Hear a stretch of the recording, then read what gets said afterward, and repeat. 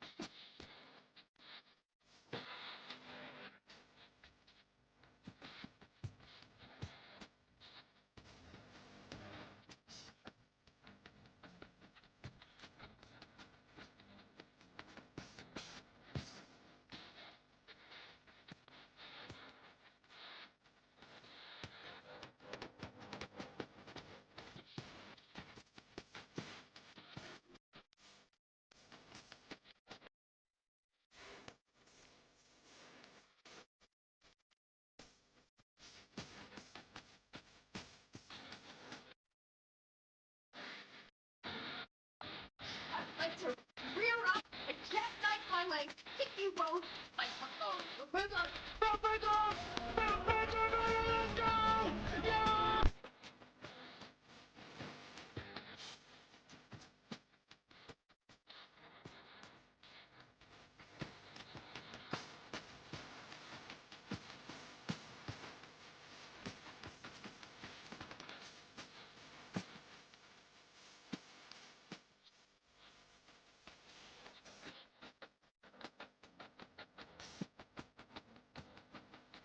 Lord have mercy, I'm about to bust.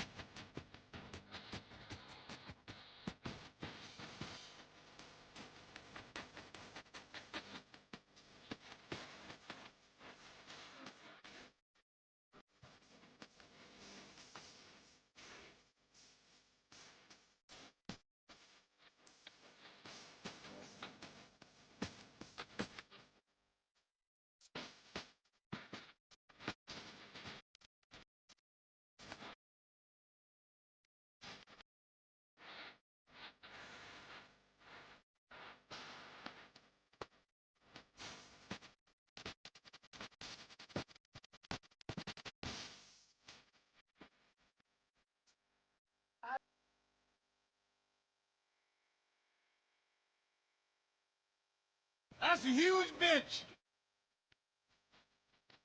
That's not what a tap tennis looks like.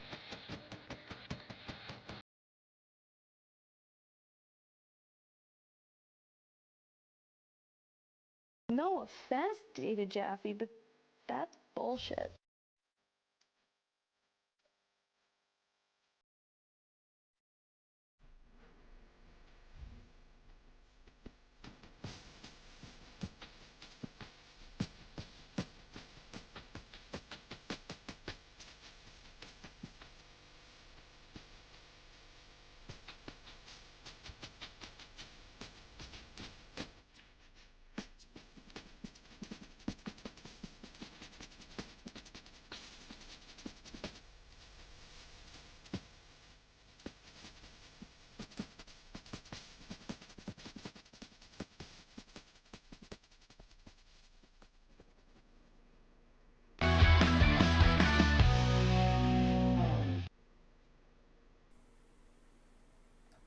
Now, look.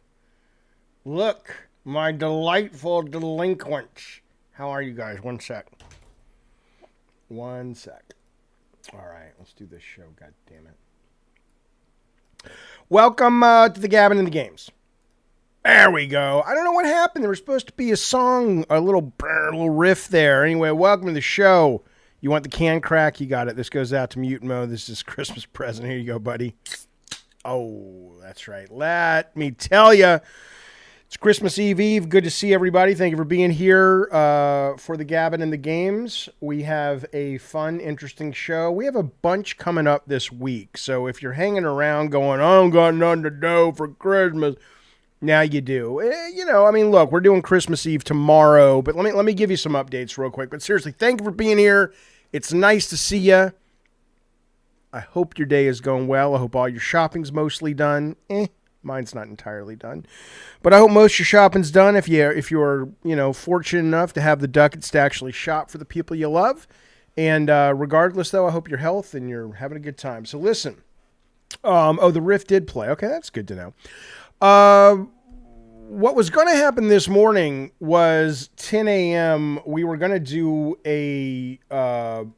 this show right here with Victor Lucas, the deep dive for Indiana Jones and the Great Circle.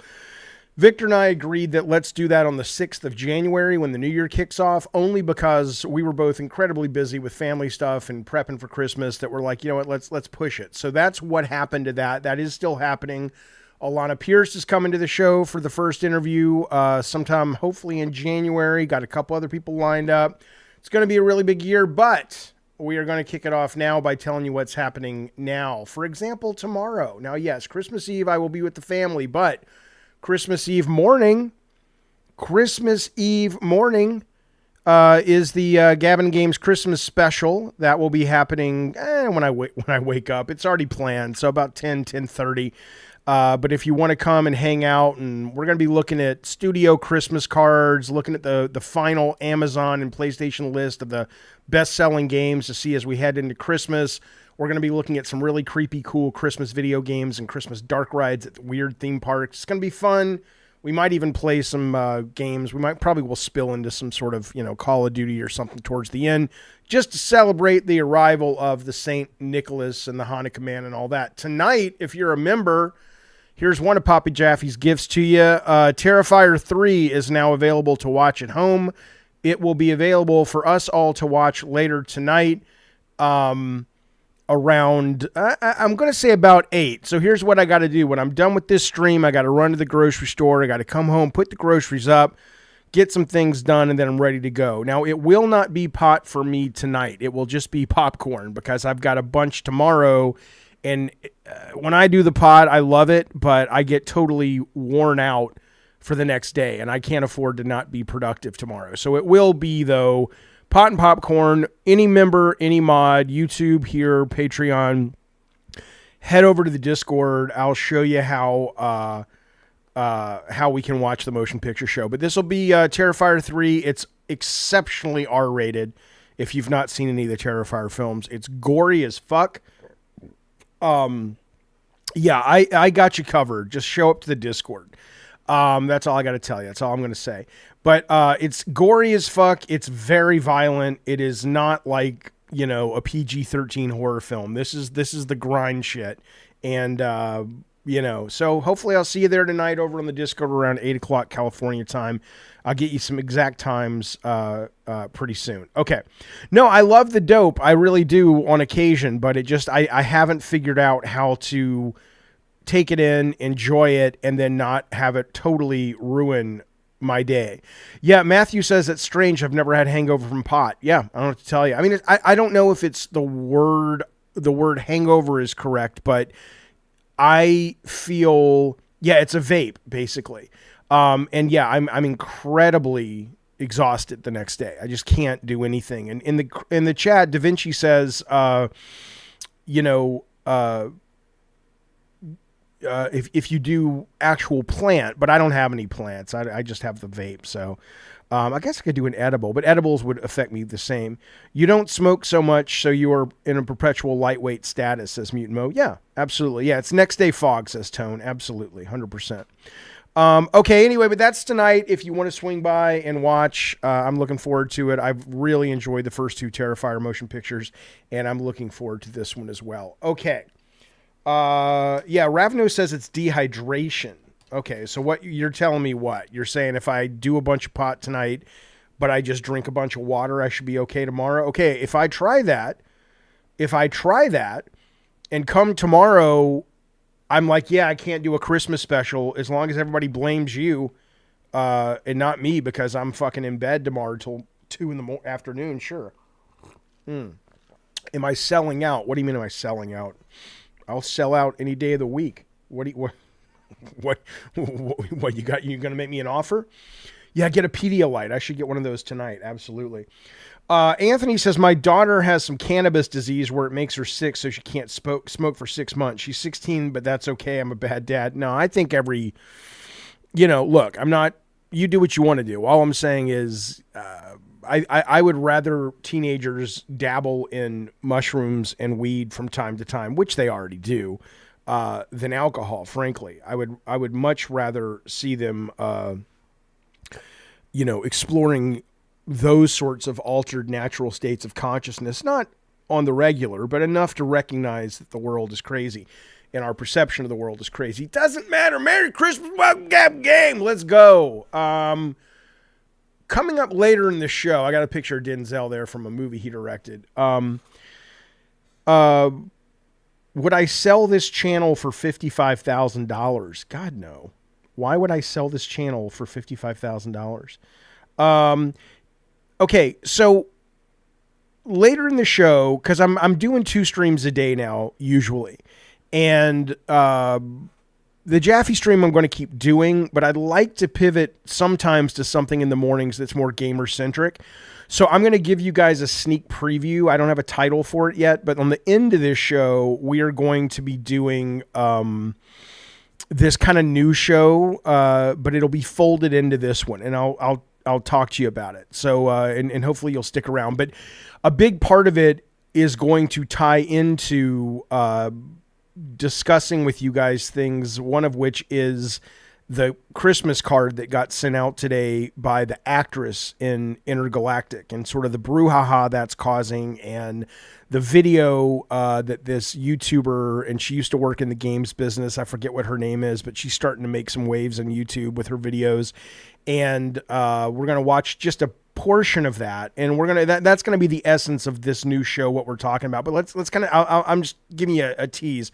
Also, we're going to be looking later in the show today with Colin Moriarty had done a interesting take on the pushback on Intergalactic. That'll be a little bit later in the show as well. So keep that in mind coming up after sort of the core news of the day.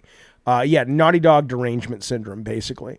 What about for 50 million? Yeah, sure. I'd sell the channel. Why would you buy this channel for 50 million? But sure, why not? Okay. There will be call-ins on the second part of the show. Absolutely. All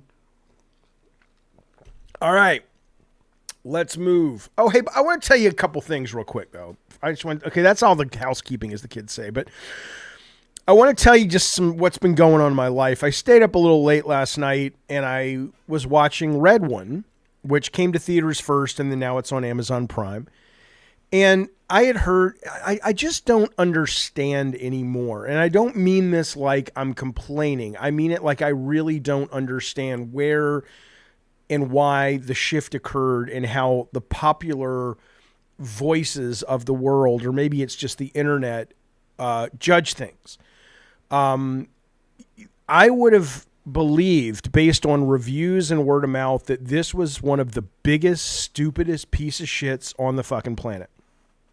This is with The Rock, who plays Santa Claus's bodyguard. J.K. Simmons plays Santa. Chris Evans plays this guy who's a tracker trying to help The Rock, although they hate each other, get Santa Claus back when he's kidnapped.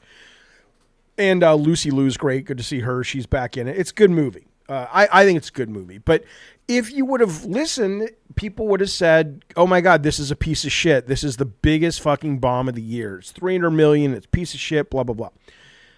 I haven't finished it yet. I'm about an hour in. I'm a little over halfway through. It must be the amplification of negativity on the internet that we see everywhere. That's the only thing I can think of. Because when I was coming up and I was watching all the movies, if this movie had come out, this would have been a big hit and people would have gone, oh, that was really fun. It's done by Jake Kasdan, the son of Larry Kasdan, who wrote Raiders and Empire Strikes Back. Jake Kasdan's done Jumanji, Orange State. He's a great director in his own right. It is a very good, fun. Yeah. Is it a classic? No. Is it a Christopher Nolan motion picture of that magnitude or a Spielberg classic? No, but suddenly everything has to be. I see this in video games, music, television, movies. It's like, I don't understand it, but I am assuming that it is just amplification of negativity, and it carries so much weight that it really does affect people's choices. But is it a happy Christmas movie? Yeah. It's really good. It's really good. Blue Gamer says it's because bored, depressed people vomit online all the time. It could be. Ice says because the world has severe rock fatigue, plus there's been a general backlash against him since he publicly endorsed Biden. Okay, but then is the world so stupid that they can't articulate that is their problem? I'm okay looking at somebody in a movie and saying, I don't like that human being as a person, but that doesn't mean the movie is shit. I'm over pretending The Rock can act, says Ravnos. No one thinks The Rock can act. No one thinks The Rock, he's just playing The Rock. He's a fucking wrestler. But anyway, I recommend it is the point. It's on Prime. It's free. Arathizzle says it's meh culture. People are angry at everything, and then they swaddle off and play Marvel Rivals and cheap Fall Guys clone game. Yeah, I guess so. Tone says, yeah, the world is stupid. I guess. No one complained about Jumanji, says Mutant Mo. No, that was good. I like The Rock. I got no issues with him. Oh my God, he wanted to vote for somebody you didn't. Get over yourselves. Okay. Right, Matthew says, nothing wrong with a popcorn fun movie like this. It's a Christmas. What do people expect? Yeah, I remember, when I was in high school and the movie Scrooge came out with Bill Murray. And now people are like, oh, Scrooge it's a classic. I'm like, okay, well, when it came out, it was just a fun movie, and the critics were like, yeah, it's okay, and we all enjoyed it, and we forgot about it and went with our fucking life. Legend says it's the culture of simplifying things in this era. Okay. Cameron says The Rock is only famous because he's jacked. Whoops, is that sexist? No. But that's not the only reason he's famous. There's lots of people who are jacked that are not famous. Watch any of Rocky's promos from the late 90s. They were funny. Yeah, I like The Rock. Turn up the game volume. There is no game playing right now. What are you talking about? Anyway, Red One is out. Let me know what you think. If you happen to watch it with your family, your kids, whatever, and you enjoy it, let me know. Or if you don't, I think it's, I don't want to look up his filmography. I don't care. I pretty much know his filmography. I mean, I've seen all of his movies from The Scorpion King to the thing where he was remaking the Walking Tall movie where Schwarzenegger ran into him in a bar in like South America. He's great. He's fine. Okay. Whoever said The Rock is only famous because he's jacked must not be older than 10, says Jay. Yeah, I mean, certainly his physique is a big part of his appeal, but he's also, he's charismatic. He's funny. I mean, he's overplayed. But somebody asked him a while ago, it's like, why do you make so many movies? And I loved his answer. His answer was, I work. He's like, I look at it like a job. And it's like, do you only work at your job like 3 months out of the year? He's like, I have an opening in my schedule. I want to work. A script comes in or 10 scripts come in. I pick the one I think is going to be the best, that I can do the best in, that will be successful. And I go to work. And if that means that I have a lot of work in this window, which everybody knows will not last forever, I like that answer, and I also like seeing Harrison Ford working a lot more. I mean, usually guys in their 80s in movies, they just kind of, every now and then somebody drags him out of retirement for a stupid little fucking cameo, but he's in Shrinking, he's in Indy, he's in the Hulk movie or the new Captain America movie. I dig that, man. I like it a lot. The Rock was really good in the movie Southland. I didn't see that movie. Yeah, apparently The Rock was the most ever paid for Red One. Yeah, I mean, this was an insanely expensive film, but it's going to do really well for them. Like the critics hated it. It did okay at the box office, but the business model's different. Now it's on Amazon. It's going to be on Amazon forever. It's going to drive people to subscribe. It's going to keep people from churning. It's a good thing. Yeah, Jim Carrey coming back for all the Sonic movies, PK. He's like, I did it for the money, but he's entertaining people. I think it's cool. Okay. Let's move forward, though. But anyway, check it out. Let me know if you've seen it, if you like it. Similarly, people got mad at me. Kim Kardashian, I'm not going to play the whole thing or any of it because the sound, I don't want to get a copyright strike. But, she put out this. I don't even know if that's Kim Kardashian as the actress. Is this all AI? Is this produced? I don't know what the fuck I'm looking at. It's 4 minutes. It says Kim Kardashian just posted this on X. They aren't even trying to hide it anymore. And people really seem to be like, I tweeted Delicious Madness. I love this. And because it was just so disturbing and surreal. And people are like, I don't understand how you can get so upset about people not buying into gender ideology, but then you say you love this evil.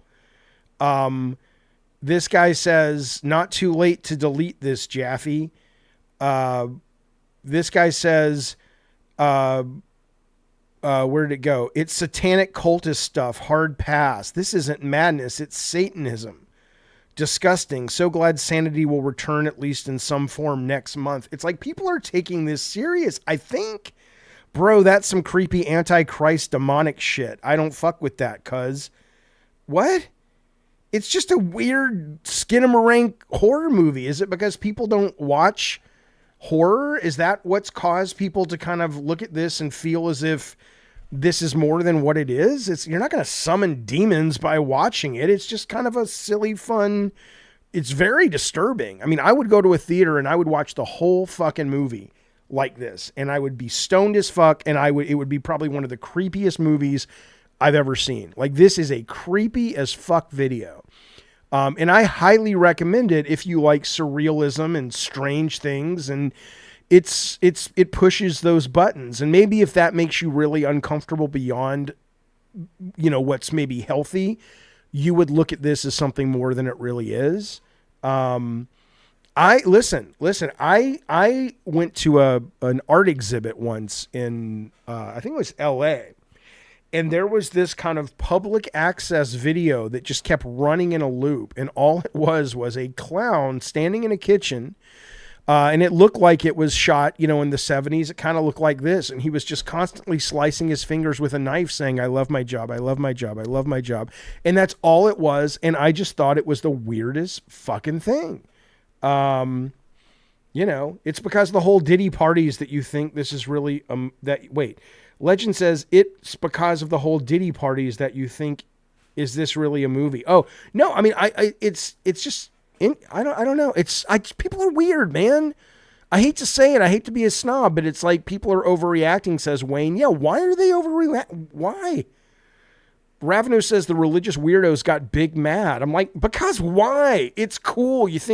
Trust me, if this bothers you, don't come watch Terrifier 3 tonight over on the Discord, because you're going to lose your shit.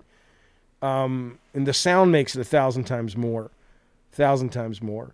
But anyway, I didn't understand the complaints, but there you go. By the way, speaking of things people won't like, but I tell you, this game, played the second part last night, The Killing Antidote. And I'm gonna finish it this week, maybe tonight, maybe tomorrow.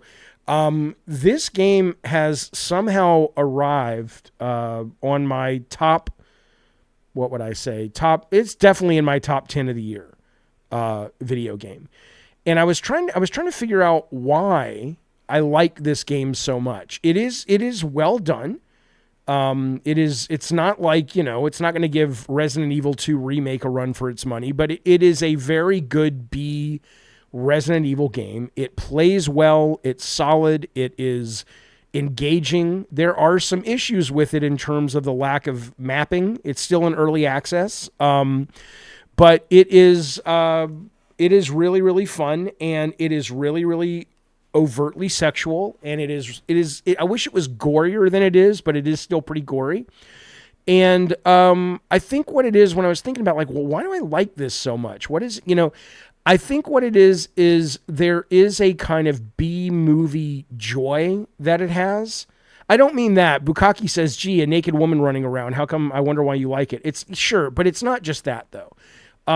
There is a kind of embracing and acceptance and love of just being what it is. It's not trying to be like some amazing story. There's no message. There's no vision of the director other than, oh, cool, sex and gore is fun, watch this. And I think there's just a sort of an innocence in some ways, and a purity and a joy in some ways that it really resonates with me. So I dig it. Yeah, Ravno says the environments are clearly marked. It's only sexual when you refuse to dress her in the clothing. Look, she's wearing I found her some thigh-high boots. She's wearing thigh-high boots, sunglasses, just her underwear that gets ripped and damaged when she takes damage as a character. And I just found her some earrings. It's good. It's fun. And then later on, you take a shower. It doesn't show you anything, but that shower can go on as long as you want it to. Look at this. She opens. This is a fun game. Look at that. Finally found the ability to turn the water on, give her a shower. You can mod her naked if you want, but it's an R-rated game. It's not one of those X-rated kind of porn videos or anything or porn games like you can get on Steam. It's a total, I'm showing it to you on YouTube. That's as bawdy as it gets, but it feels like a really, there's a joy to it. There's a joy to its innocence and its lack of pretentiousness. I think that's what it is. That's what really speaks to me about this. A big part of what speaks to me about this game. I agree, Warped Eye. The underwear is sexier anywhere. That's right. Okay. Gina wants me to react to her video. Okay. Is it long, or is it something I can fit into this show, or she wants me to do it as a separate thing? Matthew says the whole first part of the game is trying to get her in the shower. It's sexual, but I don't have a problem with that. Yeah, I wouldn't say the whole first part of the game, but they do a really good job in this game of breadcrumbing you by saying, hey, the more you advance, the more you find these boxes that have hot outfits you can put her in. And then they say, she's like, I'm so dirty. I'm so filthy. I need a shower. And, it's in the narrative like, oh, she's got to wash the toxins off. Whatever. So then you go to the shower and you got to go find the water valve to turn on the water. Then you got to figure out how to direct the water. So they actually are like, you want to see her in the shower? That's not a problem, but you're going to have to play the game to get there. So I don't know. It's early access. I highly recommend it. It's $25. It's called the Killing Antidote, and there is, like I said, there is a joy in its just, it likes what it is. It's not ashamed of what it is. It's my kind of game. It's my kind of fucking video game. All right. Let's do a little Q&A. I was going over to the comments on YouTube, and there were some that I figured, okay, let's talk about these, and let's dive into a couple of these. There's like 4 of them I picked out. I'm not going to read all of them. Some of them are really long and stuff, but I thought they would make for a good conversation. That guy says, would it still be good? Meaning, would Antidote be still good if it was first person? No.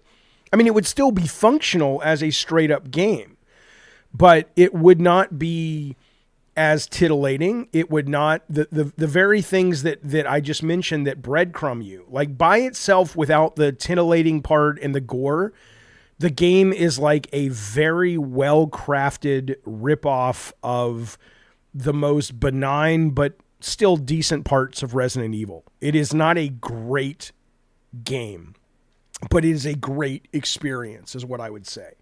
Why don't I stick to indie? Because what do you care? Because I'm playing this now. Jonathan says, are people really getting off on video game characters? I'm sure they are, but this is kind of almost my point on this, Jonathan, is that it's not that, like, there are plenty of video games that you can play if you want to basically, get aroused and get off. That's the dime a dozen. But watch her open this door right here, right? There are surprises in the game. It is interestingly designed. It does not keep you, it keeps you thinking. It doesn't get boring because there's always something out there. And so, sure, if you put it in first person, that would still be the case.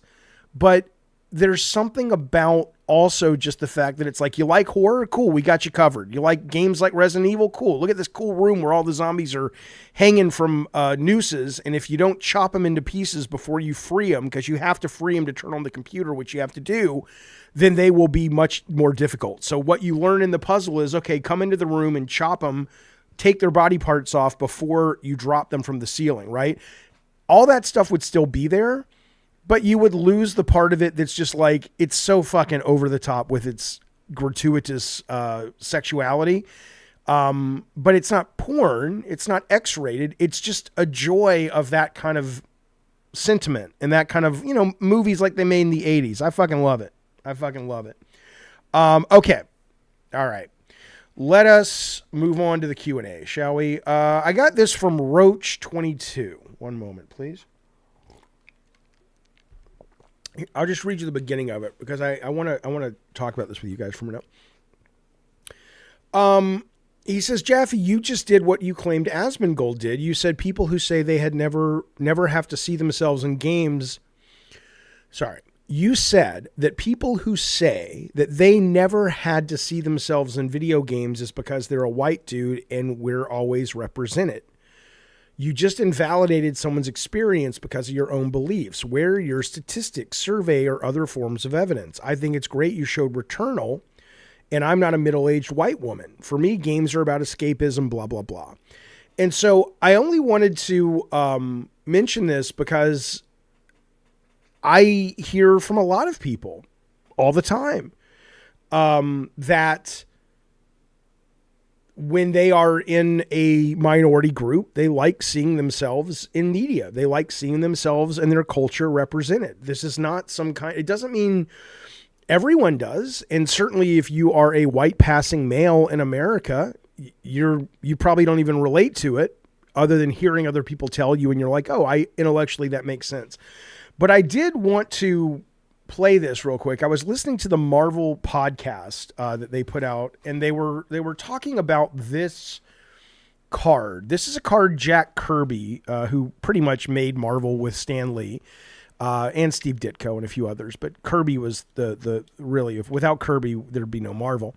But he was a Jewish guy, and he put out this card. It was a family card. It wasn't an official Marvel card. It says, remembering you at Hanukkah and hoping you will find that your holiday leaves many special memories behind.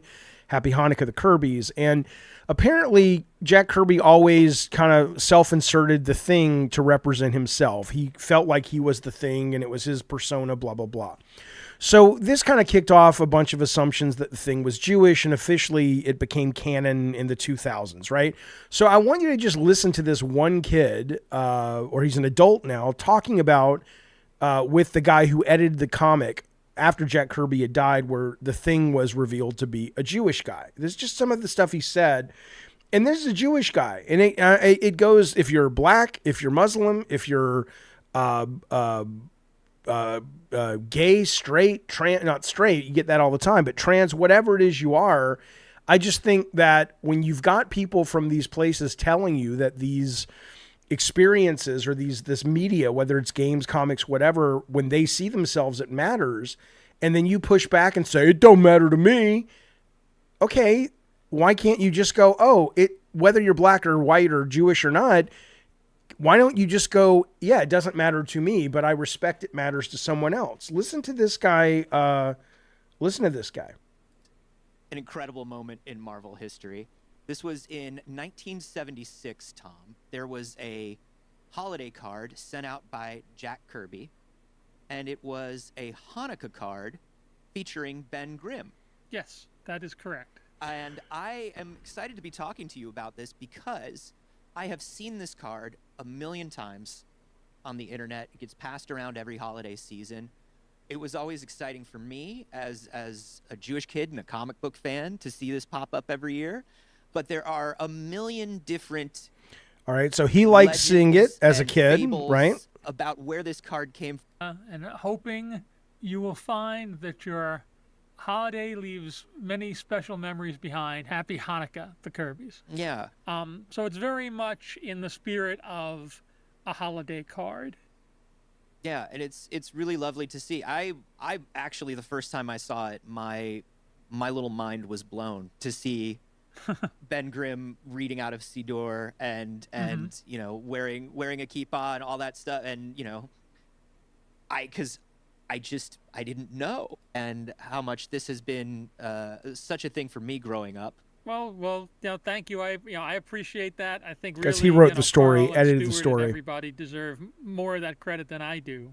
Well, I hope that you will pass all of that along to writer Carl Kiesel and artist Stuart Eminem. Just let them know how important this was for a lot of people. And thank you so much for talking about it with us. So I'm just saying that it's like, and that's one out of many, many, many stories about representation mattering. And it's not so much that I think that needs to be some sort of cudgel to shut up people that may or may not like diversity and stuff. Whatever, that's up to you. That's your own business. But I take more issue with people acting as if just because it doesn't matter to them, it doesn't matter to anybody. That's my only point. 1 Minute Gamer says most people are not able to put themselves in other people's shoes. Yeah, that's unfortunate. It's really unfortunate. Yeah, I'm with you. Fintazen says The Thing is my favorite Marvel character. I mean, I love The Thing. He is absolutely one of my favorite characters of all time. I don't know if he's my favorite Marvel character, but a lot of that is he's not all that represented. He is, he's in the Fantastic Four a lot, but there's not anywhere near enough stories with the guy. But I fucking love The Thing. I'm a huge fucking fan of that character, and I'm very excited to see how he comes off in the motion picture show. Okay, so you're saying, in the chat, Anthony DM'd me Gina's interview with me, which is it short? If it's like 6 minutes, I'll play it and react to it. But if it's more than that, I'll watch it on my own and do it later. Hello, Warrior. Good to see you, bud. Ravno says, fuck people. Anyone who doesn't comprehend it is either too slow to get it or 100% does get it, but they're a fucking bigot. Yeah, I could see that. Jeff Johns wrote a great solo series for The Thing 20 years ago. Okay, cool. Oh, it's 16 minutes long? Yeah, no, I'll watch it separately.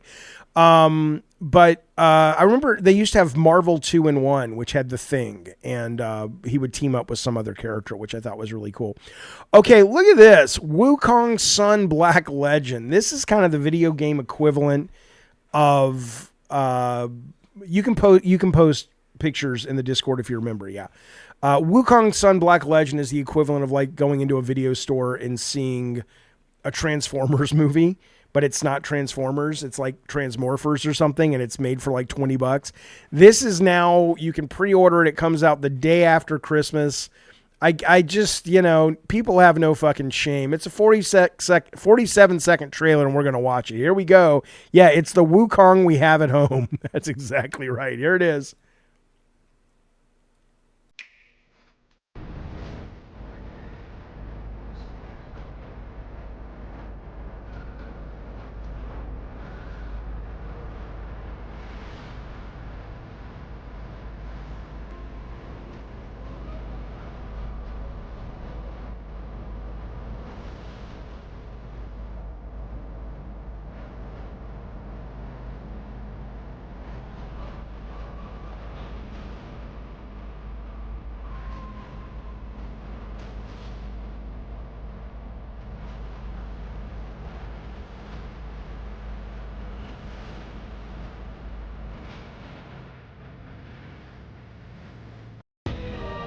I mean,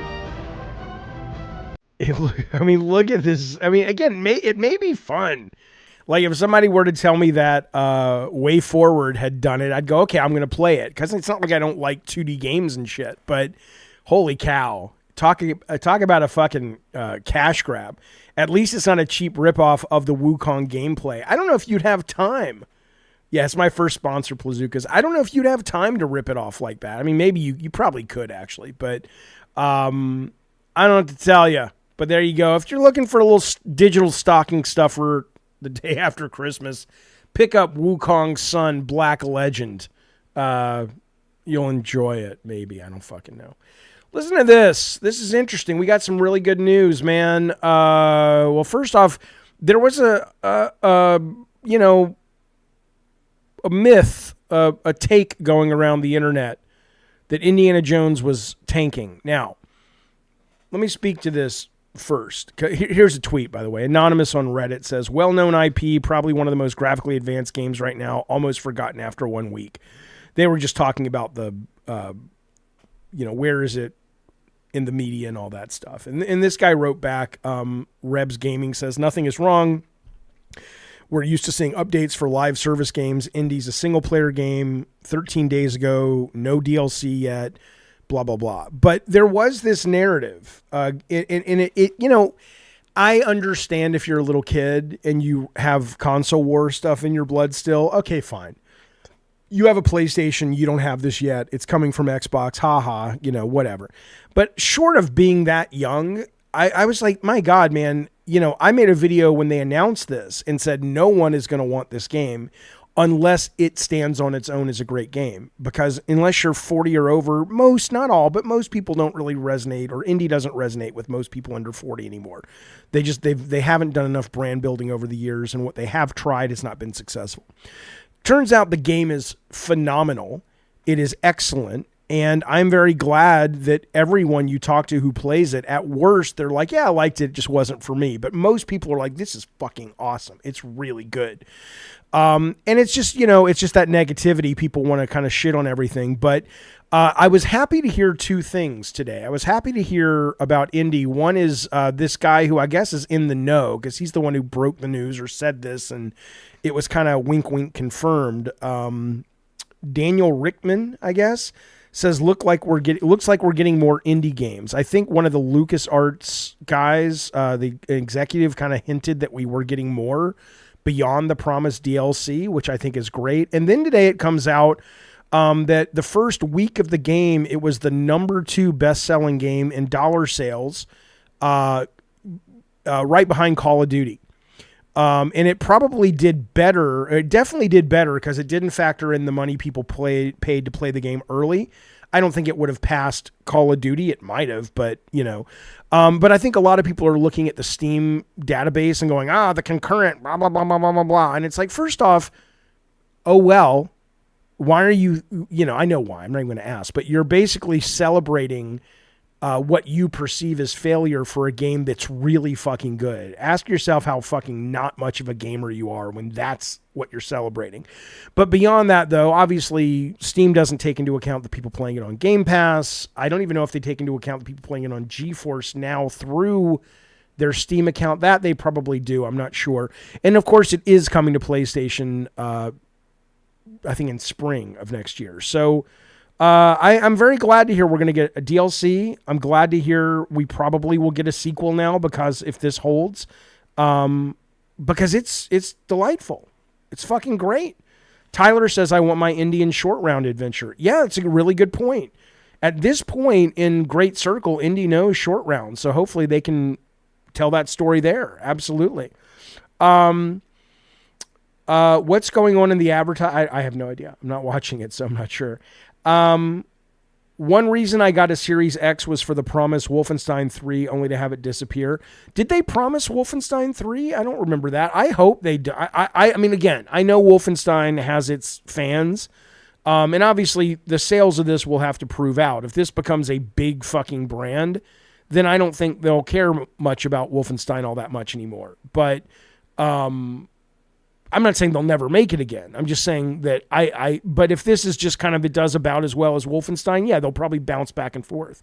I like Wolfenstein a great deal, but I certainly don't think, I like this a lot more for sure. Absolutely. People use the Steam charts to glean how a game is doing, not taking into account what kind of game Steam players play. That's true as well.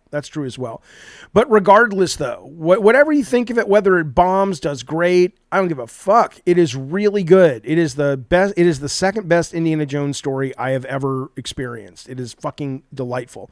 Oh my God, of course I'll go back to Indy. I'm going to go like tonight probably, or tomorrow. I love the game. I'm at the last section. It's not like I stopped because I didn't want to play it. I just, I jump around. That's how I do it. Okay. Why are Microsoft gamers always held to lower standards? If this was a PlayStation game, everyone would be doom posting about AAA games not being sustainable. Yeah, I don't know. I mean, I think part of it is probably because it's on Game Pass. Like, okay, let's put it this way. The narrative is a little bit skewed for a game that's on Game Pass because we don't really know how it's doing. It was the number 3 played game all last week on Xbox. We know that.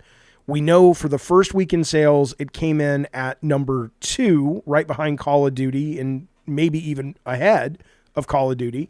Probably not, but possibly, because we don't have that data from the first 3 pre-play days.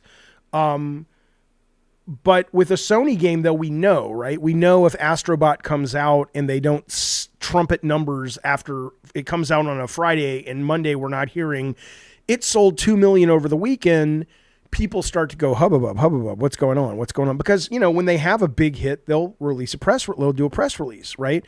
Game Pass is a little different. So my part of my answer, I guess, ARC version would be the narrative presents different enough that maybe that doesn't leap to top of mind.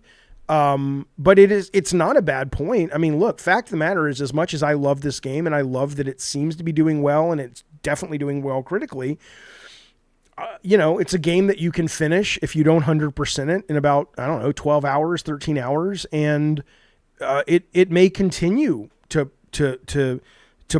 prop up that narrative that they're not sustainable. They may very well not be sustainable, but I think right now people are just loving the shit out of the game in general. And if it's sustainable or not, you know, maybe it's just not framed that way in a narrative because it's on Game Pass. I don't know. Johnny, thank you, buddy. Member for 46 months. Diet Soda Soldier. She says, Happy Hanukkah and Merry Christmas.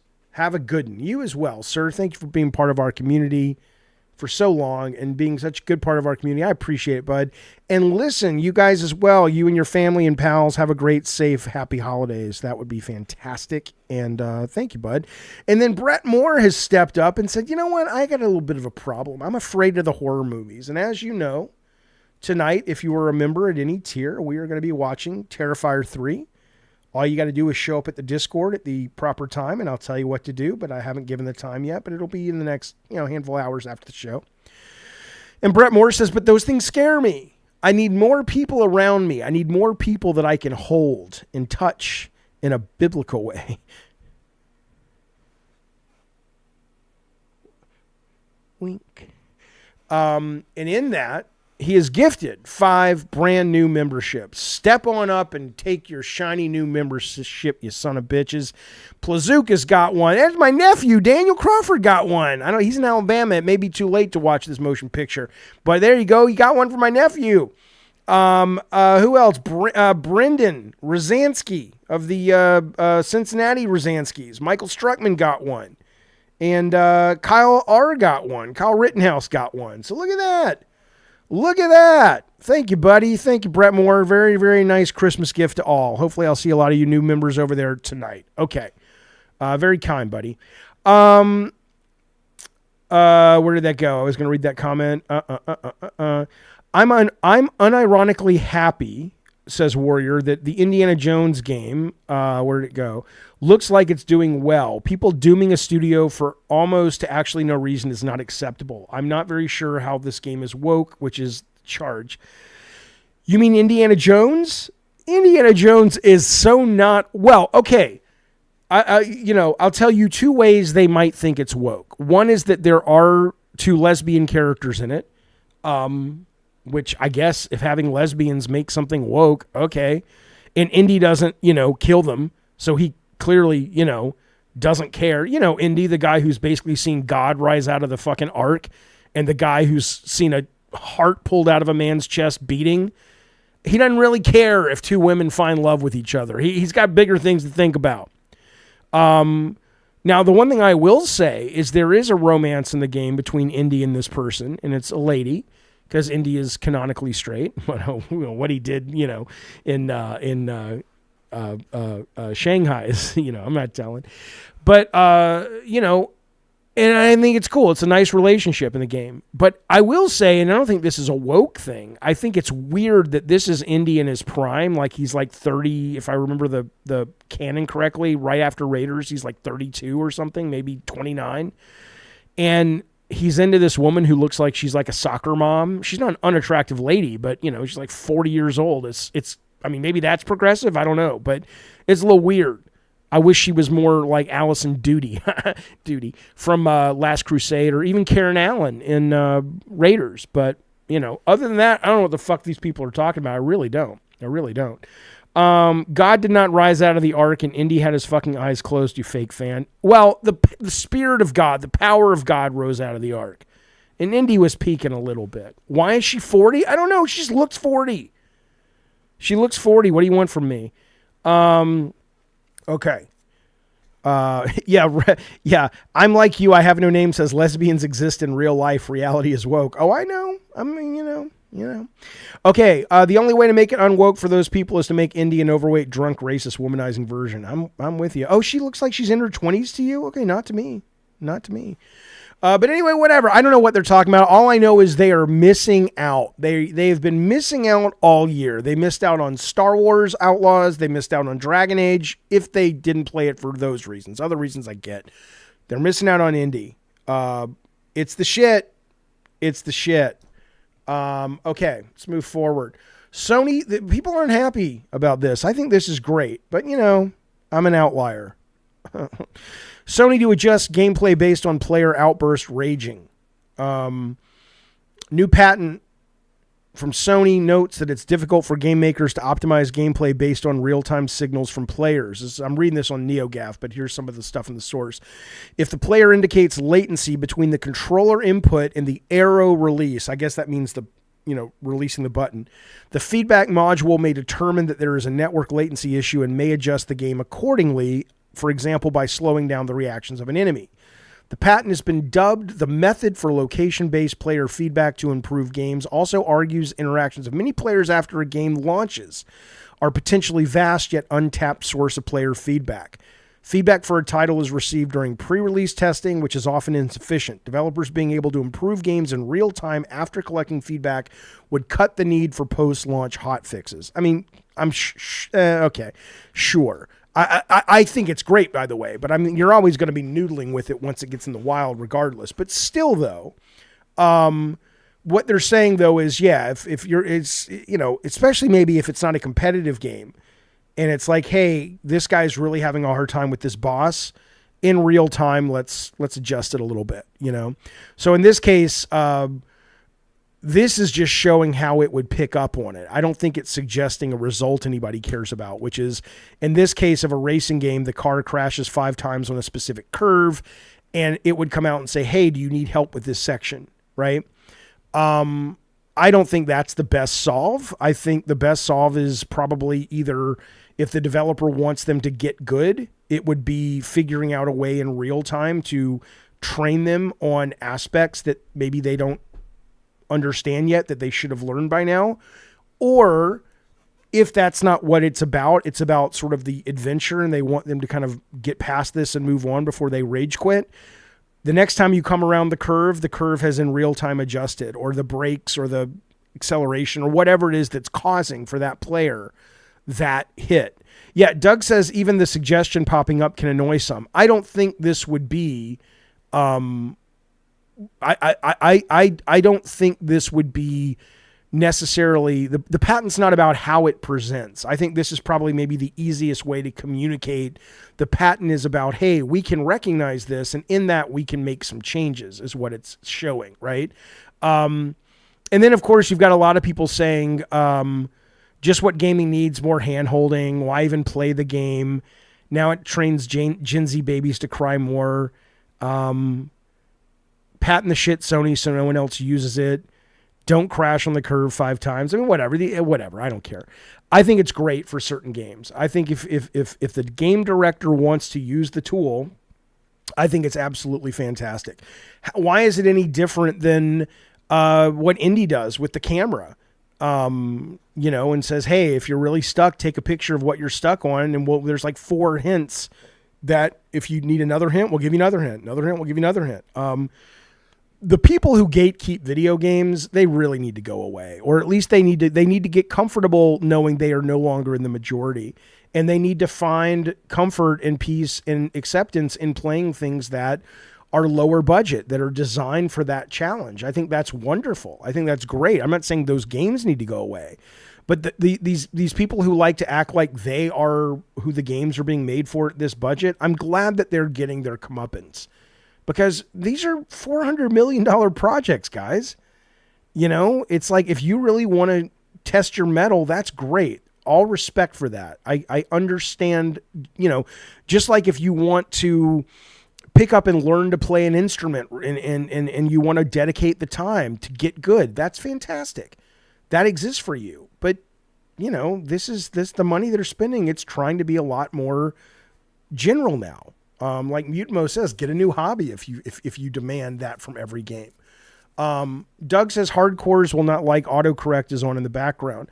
I don't mind if it isn't obvious the game is changing to help me. Again, I think if the director wants to do it, the director has 3 choices, I would hope, right? I think the director can say, I don't want this in my game. I want this in my game in the background. I want this in my game, and I want the user to be able to turn it on or off based on if they feel the need for it, right? I think that would be great. I still think Sony next generation look, I think every fucking single game needs I've said this before. I think every game needs a slowdown mode like Spider-Man has and like Rollerdrome has, where the user can go in and say, I'm not making it easier in terms of the hit points or anything like that. I'm just hitting a button or toggling a switch in the options. And the gameplay now is running at 30%, 40, 80% speed. Because, I'm sorry, but the games are expensive, and I've been a gamer since before most of these complainers were born. I was playing in 1975, and I'll be damned if I'm not going to fight for the fact that I still love interactivity, I still love video games, I still love action games, but my reflexes are slower. Sorry, I got old. I got older. Guess what? If you're lucky, you will too. And you won't like it if it turns out that when your reflexes slow down, you can no longer enjoy one of the great things that you love in life in terms of entertainment, which is video games and action video games. Not all of us want to start playing solitaire when we hit 40. Okay. And so, Eric, no, it's actually not my problem. It's your problem. And it's these people's problems. You know why? Because, the budgets demand people like me. There's a lot more people over 28 with reflexes slowing down than there are 10 to 28 year olds. And the budgets demand that we get listened to. That's kind of the way it works. Sorry. Sucks to be you. Gen X, baby. Rules the world. But when you're old, you'll understand. I like Bridge, by the way. I like Solitaire. I like slow games. I like cozy, wholesome games. But I also want to play action shit, man. I could play Balaltra. That's true, Jonathan. So anyway, I'm excited for this. I think this is great. I've been wanting this for a while. But I really would like that slowdown thing that can happen immediately because games already do it. Ben, that's great for you. Ben says, but this is my problem, is the world doesn't exist for you, Ben, and it doesn't exist for me. Unless you're like that pharma bro who bought the Wu-Tang album, like with $1 jillion and said, this is just for me. So Ben says, I'm 40, Jaffe. I had no problem with Elden Ring or getting hard. Wing. I get it, but I did. But I don't demand that the game has to use this. But do I think if you're going to be on, say, PlayStation 6 and Sony says like the share button, if you press this button, it'll go to your desired speed whenever you want? Yeah, I would love that. But you don't have to press it. And I'm okay if they basically take the trophy away. If you're like, yeah, but you ain't getting the platinum trophy, that's fine. That's no problem. Ralph says, I play UT and Quake. I haven't lost anything. Good. But I have. I mean, what do you think, Anthony says, you said you would not play your games on the hardest difficulty and only let the game testers. Yeah. So I'm wondering if maybe you never pushed yourself to gain the skill. Part of it's that, and part of it's the getting older. But I don't want the skill. And again, this is what I'm saying. If you are playing a game because you want to test your mettle, you want to go, can I do this? I want the joy of overcoming this really, really difficult thing. I think that is absolutely fucking fantastic. But I'm saying you're a moron if you expect those games to be made at the budgets that AAA games cost. Go to Steam, go to the indie shop on Switch or PlayStation for that. But those days were you, and you will eventually be me, if you're lucky, those days are over where you guys ruled the roost with it's all about the best reflexes at that budget. So Yeah, Matthew says, when I play a game, I don't want to get frustrated, but that's me. But again, I do very much believe in the director's vision. If the director says, I want to make a game that's all about that, I love that. I support that. But you're not going to get $400 million for it to make it, is all I'm saying. But I'm with you, man. When games get frustrating, they have about 20 or 30 minutes before I walk away and say, okay, I'm done. I'm kind of done. It's kind of like the Souls community, says Warrior. There are some in it who would gatekeep people out of it. I think having a game be able to hit different levels is good. Yeah, I mean, Souls may be different, but that's a director-specific intention. And so far, they've been able to pull off the funding, and that's great. Okay. Yeah, I've never chased a platinum trophy. I think I could probably get one pretty quickly in the last Ratchet. I'm pretty close to it, but I haven't gotten it. I haven't really put the time in to do it. So, all right. Let's do this. I want to thank some people first, and then I want to jump to this. Well, let me do this. Let me take like a little mental break. Give me like 10 seconds to just kind of reset a little bit. Hang on. Meditating. Man, I've been meditating a little bit more recently, you guys. It's so good for me. You have no idea if you don't do it. Just to do it even as little as I have the last week, and it allows you, it pays off so much outside of the meditation process.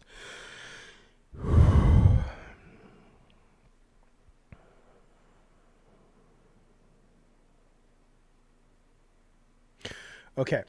Do you support people saying Merry Christmas? I don't care. People say Merry Christmas to me. I say Merry Christmas back. They say Happy Holidays. I say Happy Holidays back. Why would I be offended? If you say Merry Christmas, maybe you think everyone's Christian. Now, if you go into a mosque and you say Merry Christmas, you're probably just an asshole. Okay, this is I like, I like lists and numbers and infographics and all that shit. Game Industry Biz wants to drop some numbers on you for the year. Hello, Hectorhowl. Here's what they want to tell you. The overall game value as of 2024 is $184 billion. It's pretty good. That's pretty good. $184 billion. We couldn't have fathomed it when I was working in video games. It would ever be $1 billion business, let alone $184 billion. The worm is turned, my boys. Just like I'm telling you streaming is the future and you don't want to believe me, and that's fine. People said the same thing to me, to Cliff Bleszinski at the GameStop Festival in Vegas 2011. Cliff and I are like, yeah, it's all going digital. No, it's not. I'll never buy digital. Well, fuck you. 8.5 billion is physical. It's down 10% from last year. 175.8 billion. The vast majority, 95% is digital downloads. Come on now. I get people like their boxes. I get it. I like real things too, but I'm just saying that, it's the way of the world. Just own it. Best-selling games in the United States this year. Number 10. Now, this was a surprise to me. Dragon's Dogma 2, which I enjoyed. I did. I didn't finish it. I didn't love it. But it was really good. But I kind of thought it came and went, and, the hardcore liked it, and people enjoyed it, and people moved on with their fucking lives. No, this is the 10th best-selling game of the year. That's a hell of a surprise to me. Number 9 is Elden Ring. Forever. Number 8 is some MVP sports bundle. I think that's where they merged Madden and college football. Number 7 is soccer, EA Sports Soccer. Number 6 is Madden. Number 5 is Call of Duty Modern Warfare 3, last year's. Number 4 is, this is another surprise one, Dragon Ball Sparking Zero. I get Dragon Ball's a big deal. I did not think that would be a top 4 selling video game. That's kind of crazy. Number 3 is excellent to see. Helldivers 2. Think of that. Now look, when I'll eat the crow. When Sony came out and said we're charging $40 for this, I thought they were fucking stupid. I'm like, why would you charge $40 for? At least would you charge $40 and give everybody who buys it the ability to play with their friends for free for like 5 hours? Something. I think they did that in the beta, but do something. But they're like, go fuck yourself. We're doing it. The number 3 best-selling game of the year is the $40 Helldivers 2. Then they, said, let's do it again with Concord, and you know what happens. Hey, baby. Things. One, are you using GeForce? I'm not using GeForce. 2, I'm going to feed Ace. Okay. So I'm telling you, GeForce is so popular here. We all love it here. Okay. Number 2, Call of Duty Black Ops 6. Well-deserved. Great fucking game. Number 1, the best-selling game of the year, EA College Football. Great game. Obviously, there's been a lack of college football for a very, very, very long time, and that is driving part of it. And it's also just a great fucking video game. So there you go. The United Kingdom, the only real difference is they got their little soccer game at the number 1. Hogwarts Legacy is still selling over there. I did like seeing Legend of Zelda Echoes of Wisdom up there. They seem to be more of a Nintendo country. They got Mario Kart 8 is still in. Switch Sports, Super Mario Party Jamboree sold great. And then Legend of Zelda, which is one of my top 10 of the year. It's absolutely excellent. Mark C says, you paid your kid to come in and ask about GeForce, didn't you? No, but again, I'm looking for sponsors for my show. Somebody should reach out to GeForce and say, guys, throw Jaffe a fucking sponsor brand deal. Come on. Fucking love it. Love it. Love that service. So does Cal. Dragon Quest number 3 HD 2D remakes, the number 1 game in Japan. Mario Jamboree is the number 2 game in Japan. Mario Kart 8, it's amazing. It seems a lot more in common with the UK Japan has than America. I don't think we have any Nintendo games up here, do we? That's kind of weird. We got no Nintendo games in the United States. Isn't that crazy? Isn't that fucking crazy? Listen to this. Listen to this, though. Let's get off. I don't give a fuck. I mean, the top game publishers in mobile, Tencent, $8.2 billion worth of games. The number 1 mobile game, Monopoly Go. Candy Crush is still in there. Roblox is in there.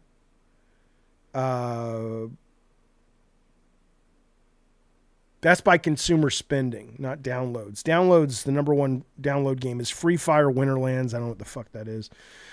And then the most covered games of the year, Fortnite's number 1, Helldivers 2 is number 2, Power World is 3, Call of Duty Black Ops 4, and Diablo 4 was the most covered game of the year.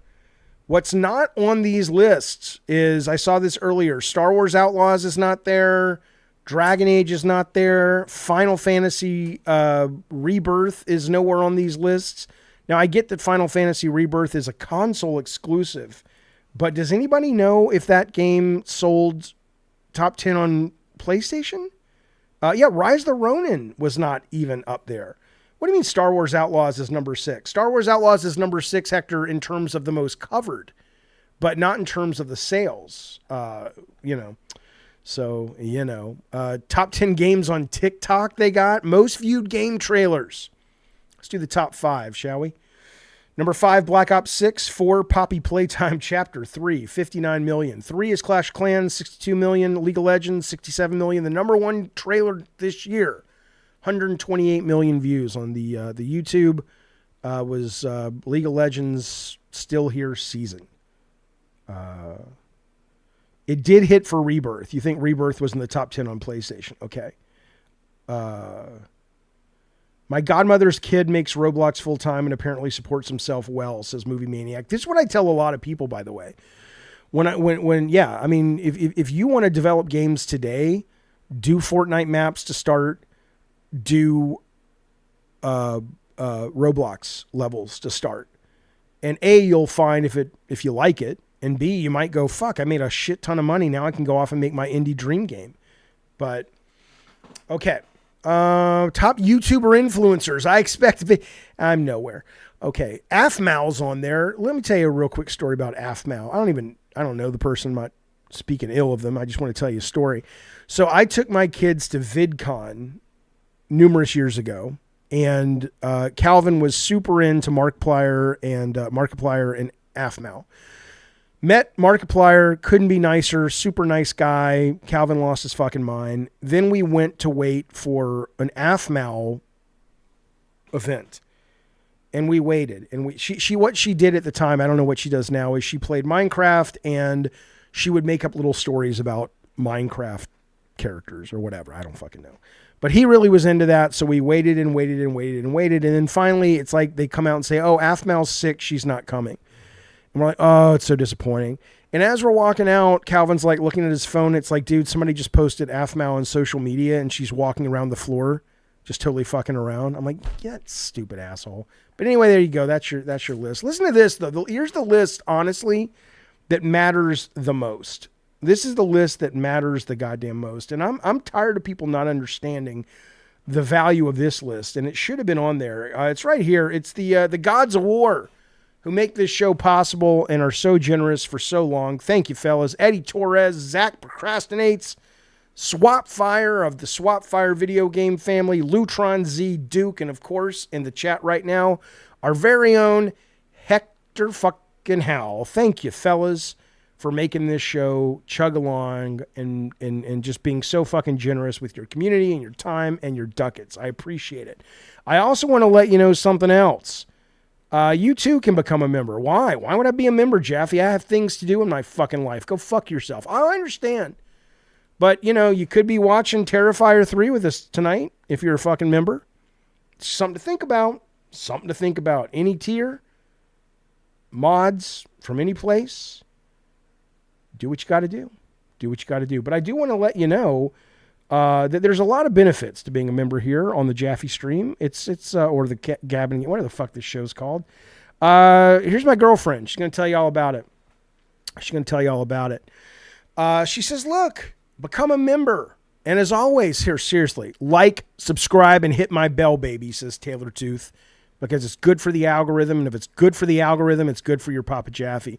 Here's things you get. You get members-only chat streams. You get Brain on Games episodes, movie nights like tonight, game nights, Treehouse trailers. You get Discord room access. Come on now. Consider a membership. It'll make you happy. It'll be the best Christmas gift you give yourself all fucking year long. Anyway, okay, so there's that. I've fulfilled my obligation of reading that shit. Okay, hang on. Let me. I actually am very grateful. You know, I'm kidding. Maybe. Wink. Ow. Can you hurt yourself from winking? Here's the point. My delightful friends. Where'd it go? Here it is right here. So I want to watch this thing with you guys. This is the Colin Moriarty clip. Sorry, I'm reading the chat. Let's focus, Jaffe. Focus up, you son of a bitch. This is the Colin Moriarty clip from Sacred Symbols talking about Intergalactic and Naughty Dog and whatnot. Let's watch it together and let's talk about it on the flip side. Here we go. This was on NeoGAF. I'm assuming this has already gone live for free people, so it's not like I'm not showing something that's behind a paywall. I wouldn't do that, but I think it's on NeoGAF, so it should be fine. Things around it, and we can get into it from there. So let's start with Dante Martins. He wrote in and said, hello, Sacred Crew. The trailer for Intergalactic is sparking quite a bit of controversy online. By looking at the dislike ratio, we can see that it's about 75% dislikes to 25% likes. Asmongold, a close friend of Chris, shared an interesting perspective. He pointed out that the target audience for a bounty hunter sci-fi space exploration game is probably 90% male, and the main characters' designs don't seem to resonate with many of them. What do you all think? Could this lead to the game flopping? Historically, games that faced heavy dislike after their announcement didn't go on to become huge successes. Do you think the gaming industry will eventually recognize that most players don't want this woke type of character, in quotes? Thanks. So, a few things about this is, there is this idea that this game can't possibly succeed because of the response, like the social media response. And it's like, it's got this like to dislike ratio. What game has ever succeeded with this? And I'm like, every Call of Duty game ever made. So I'm not totally overwhelmed by the evidence that alone is going to hurt the game, but it doesn't help. And unlike Call of Duty, Intergalactic doesn't have the well of games and the huge audience of people that will just buy it and are totally not even aware of any of the stuff or don't care.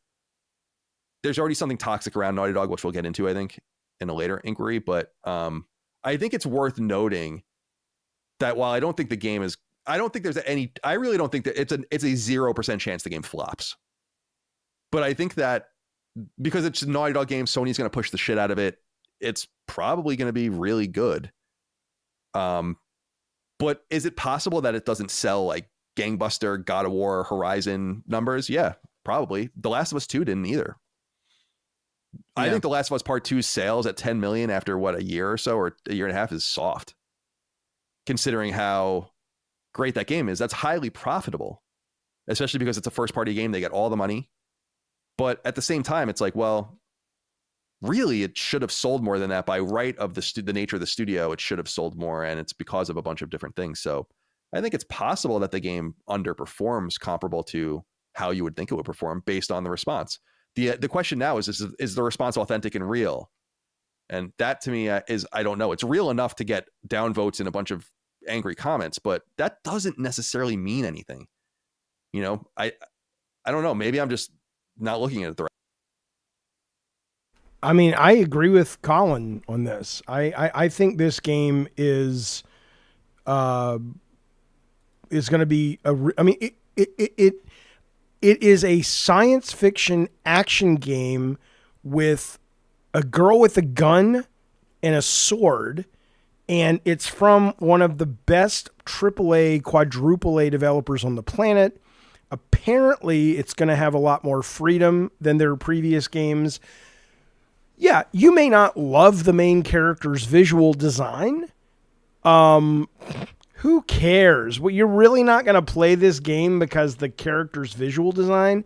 And some people say, well, it's not just that. It's the whole thing that's going to be marbled in, blah, blah, blah. Okay, sure. If the game ends up coming out and it's, you know, balls to the walls, nothing but every 5 steps you take is a, whether it's right or left, in this case it would be left, yay left, that's what I am, but whatever it would be, it's some kind of messaging, sure. But I don't think they're doing that. To act as if this is not going, everything that we saw in that trailer suggests this is going to be a massive hit.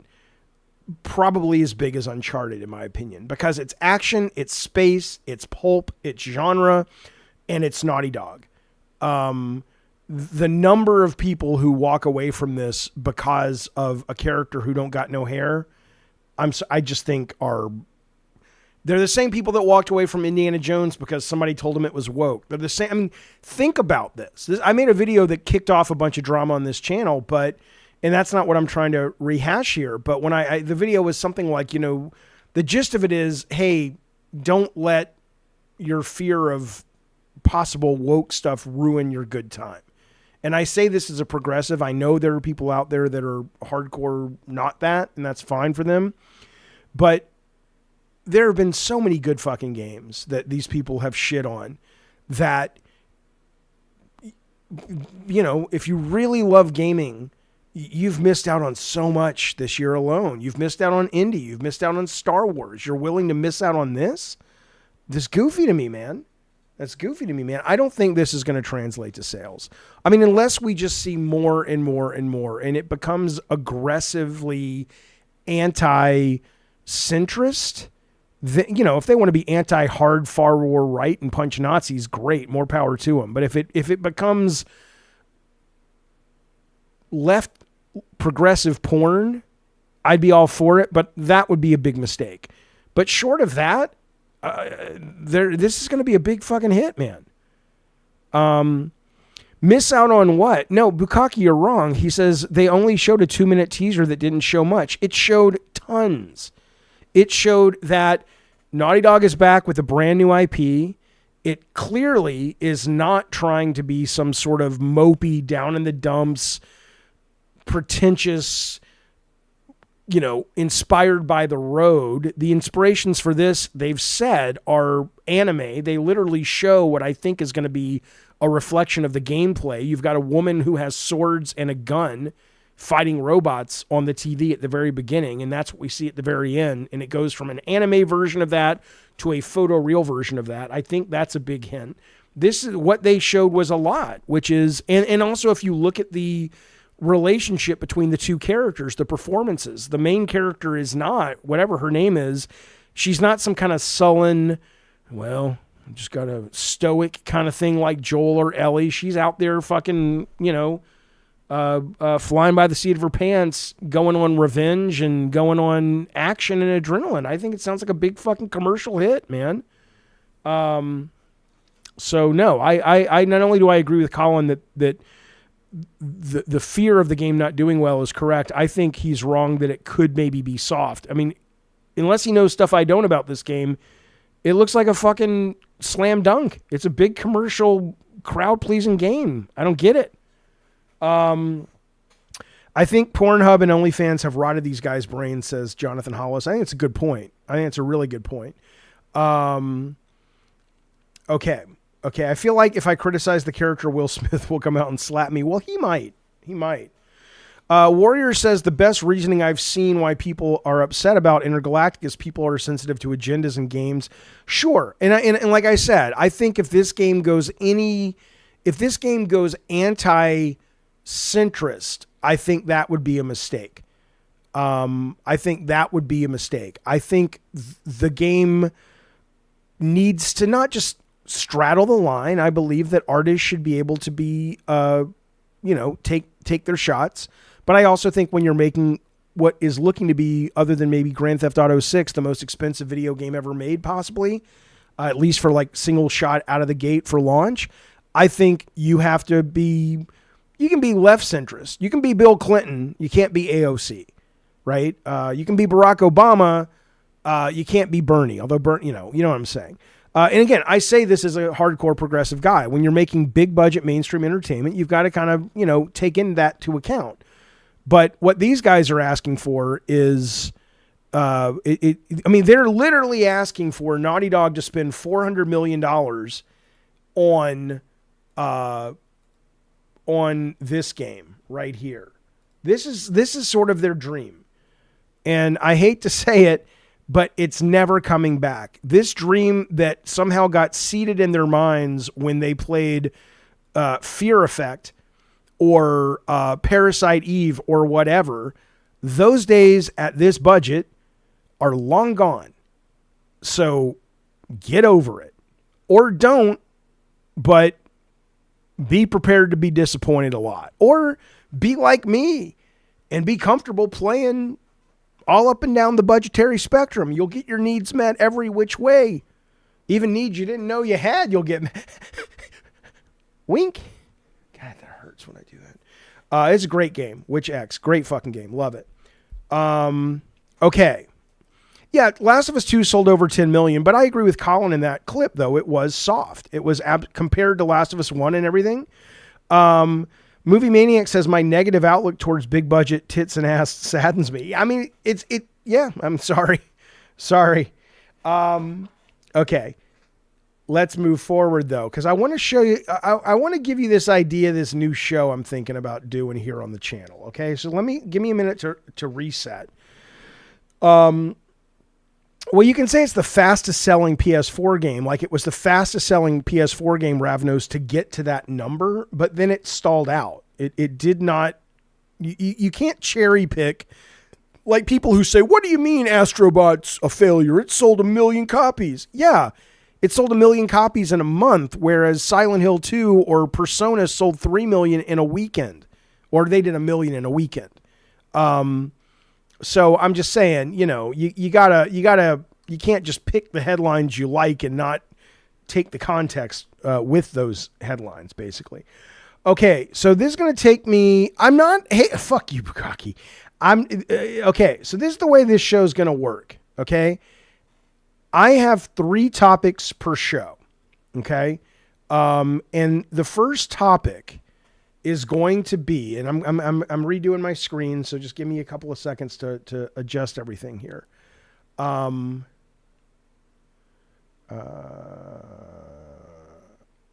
Okay.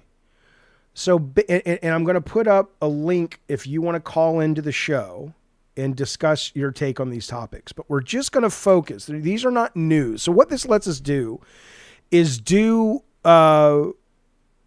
morning shows that aren't always the Jaffe stream that are game centric, right? But it's not tied to the news because that will be in the afternoon. Okay. So I don't know if this show is going to work, but I kind of figured we would take this as a trial run and see if you guys enjoy it. And if it's something that you would watch as a regular show. And there would basically be 3 topics per show. We'd spend about 20 minutes on each one. So the first topic we're going to hit today is, should game publishers ban devs from social media, right? And so let me get this set up and let me get you guys a link so you can call in if you want and share your thoughts. The link is right here. Okay, hang on. All right, so I'm going to put the link here. It is in YouTube, and it is sitting, it's pinned at the top there. And so if you want to call in, you can. Let me know what you think. But let me tell you, give me a second. What I'm going to do is I'm going to take like a 2-minute break. I got to go get another drink. You can join without your camera. We don't have to see you. It can be just your voice, but you still have to click the link. Just don't turn your camera on. I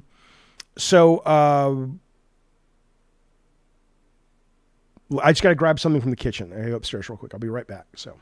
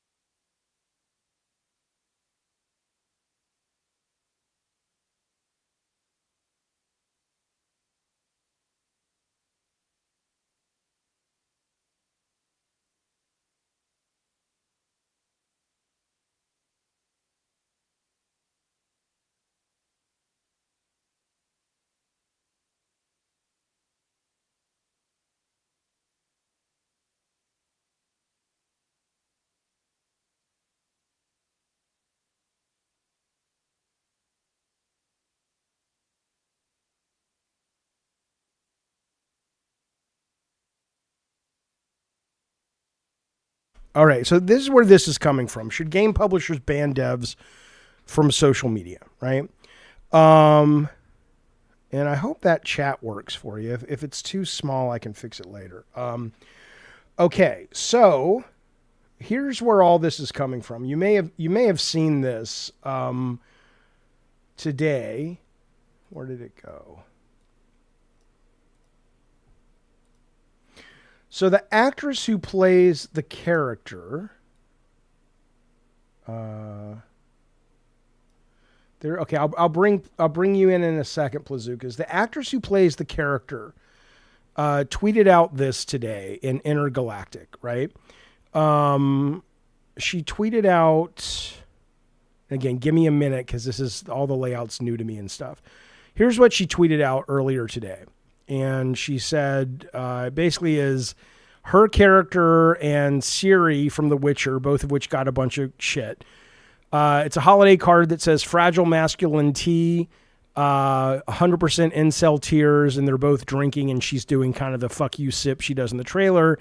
And she says, so DEI-licious, right? And this is from the actress who did this, who does the character. And then this is a video. I'm not going to show you the whole video. I'll show you a couple of minutes from Laura Fryer's recent video talking kind of about this. And this is kind of where this topic kind of is coming from. So let me adjust the screen a little bit here. I'm sorry, it's so wonky McWonk. Here we go. All right, so this is like the last couple of minutes of her video. Here we go.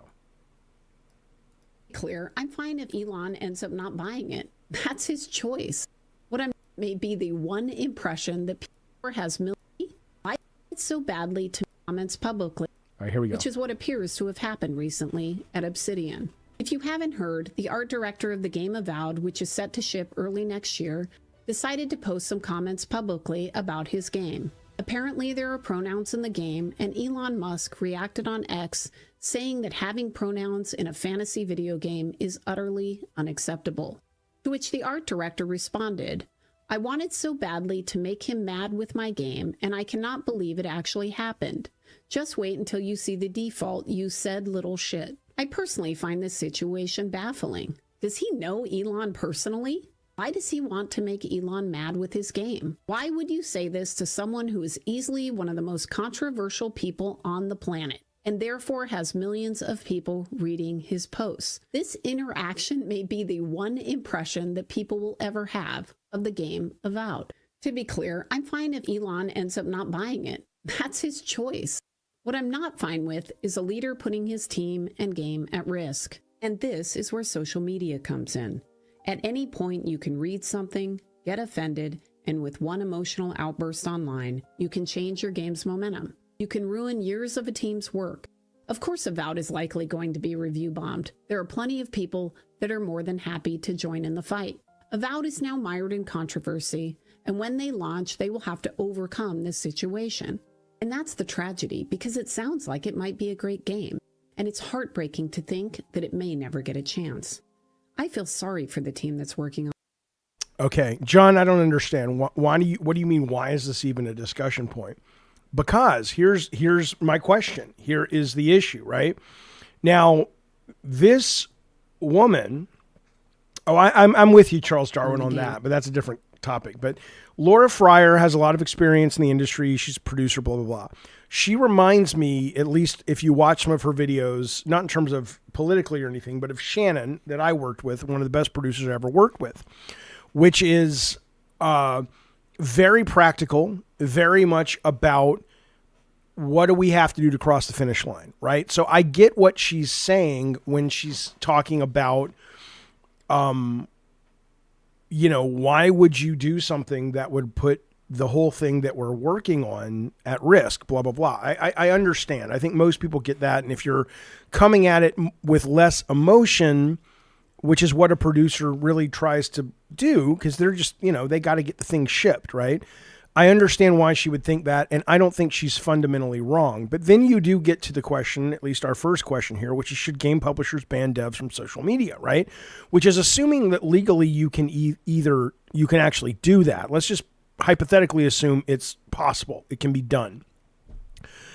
It probably, it's really tough, because the very nature of the people who make your games being artistic, they're not like a producer, right? They fly off the handle. They are emotional. They are artistic. They think outside the box. And sometimes being with people like that in a work environment can be a big fucking pain in the ass. I was one of those people, and I was a big fucking pain in the ass a lot of the times. Not because I was mean, but because I just, I was outside the box. That was part of why I was good at the time at my job.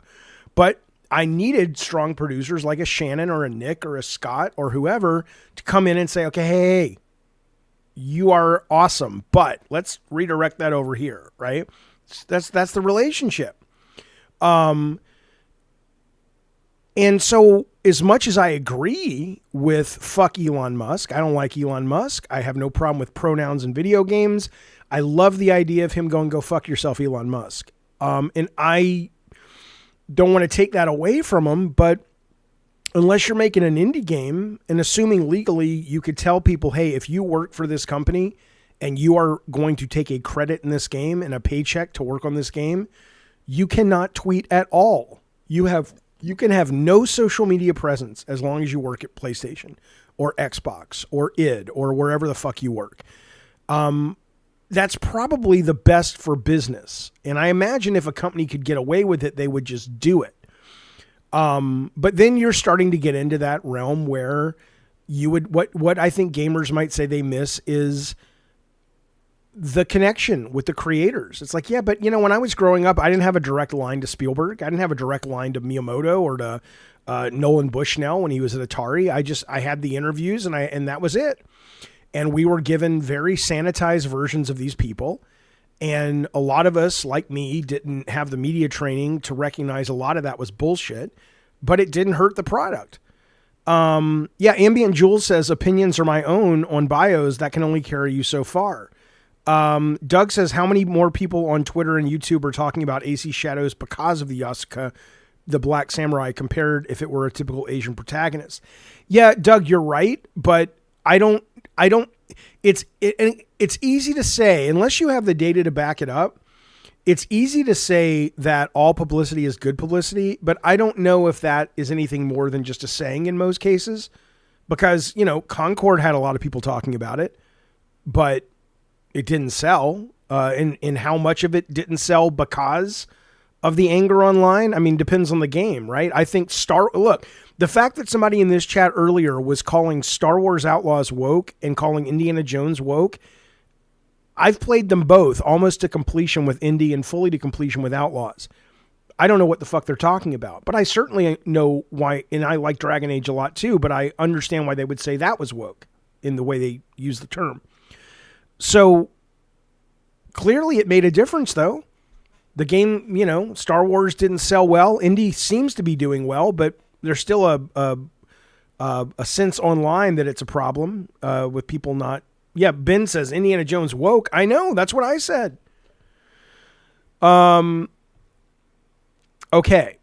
Okay. So let me go to you guys. This is more for you to tell me what you think. Let me go. If you want to call in, I got two people in the room right now. Let me bring in Warrior of God first, then I'll bring in Plazukas. Let's see if this is going to work. Okay, assign. Wait, hang on. Add new source. All right, here we go. Show on stream. Is this Warrior of God? Hey, Jaffe. Hey, man, what's going on? What do you think about this topic? What's your take? I mean, to be honest with you, it's probably a fairly lukewarm take, and it's probably a take a lot of other people have. Okay. But way to sell it, buddy. I know. I'm sorry. That's okay. No, I obviously I don't think people should be banned from social media. I've always been somebody since social media's inception, back in the 2000s. I think people, if it's a tool that we're using, obviously companies have a choice, but for the most part, I'm as long as people aren't, advocating violence or any of the usual nasty subjects, I don't think they should be banned. So but wait a minute. If you so let's say you ran an indie game publisher. Yes, sir. Yep. And you could tell your employees and your developers under contract, you cannot post as long as we're making this game, and you work here. You wouldn't worry that even though you're making a game, and let's just say you're making a mainstream, what's the thing, Space Marines 2. But let's say you've got a guy on there who's like, look, I'm in America. I'm in the neo-Nazi party. I don't hurt anybody. And he's right. He has a right to be a Nazi. Yeah, absolutely. And he starts. I don't agree with him either. I think he's a fucking nightmare. But assuming he can get the job done and he isn't hurting anyone, he just has stupid views. And in his social media, even though he's not promoting the game, he's, let's say, an animation director on the game. And he says, hey, I'm going to the neo-Nazi rally this weekend. If anybody wants to watch, I'll be streaming it live on Rumble. And suddenly people go, oh, shit, that Space Marine 2 game coming out, their lead animator is a fucking Nazi. I mean, do you think that's just the cost of doing business in America and fuck you if it kills sales? Or do you think you would want to quiet that? I think part of it is, fortunately, just as it is America, and I'm a Canadian. So It's not as bad for, up north, up here with us. But I know how much Americans with free speech, because again, we're very similar up here. I think that's part of it is you are just kind of, if you're doing business, you're going to have to listen to the law. But most companies have codes of conduct, right? that they don't want you to do X or Y in the workplace. And I think that in the workplace, sure. Yeah. Yes, but I think that if you're representing something, like especially something that has such investment as like gaming, like especially with some of these AAA titles that are putting a lot of money into this, like I really with the Avowed, I'll say directly about the Avowed thing specifically. Like, I really don't think that was a smart business decision for him to do. Now, I think the tweet was fairly old. Like, I don't think this tweet was like a more recent tweet. And so you can correct me if I was wrong. This one was recent. The one that was older was not about Elon Musk, but the one about Elon Musk was in direct response to Grums's tweet about finding pronouns, and then Elon saw it. Yeah, I think that one where you were going, like, especially Elon, I just think with listen, you can not like him, but you have to at least give it to him that he's influential, and that, what that lady just said is true. A lot of people are only going to have that impression of what Elon or what Grums or what their favorite, current drama gaming channel on YouTube is saying about it. That's going to be their only impression of the game. And you definitely don't want to hurt that impression.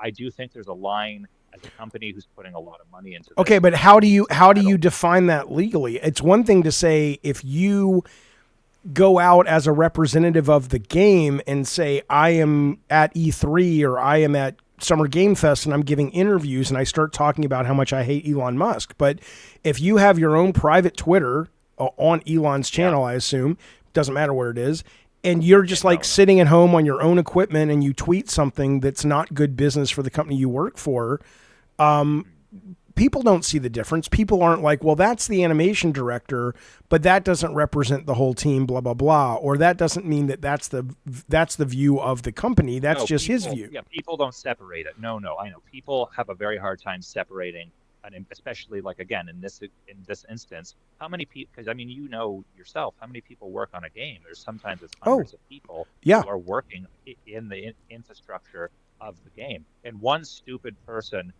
having, like, listen, him going out there, he can have any opinions he wants, and I'm not trying to make a judgment whether his opinions are right or wrong, but when he has when there's so much money into this, there's so many people working on it, I think him going after Elon Musk in his capacity under the game was a very, very silly decision.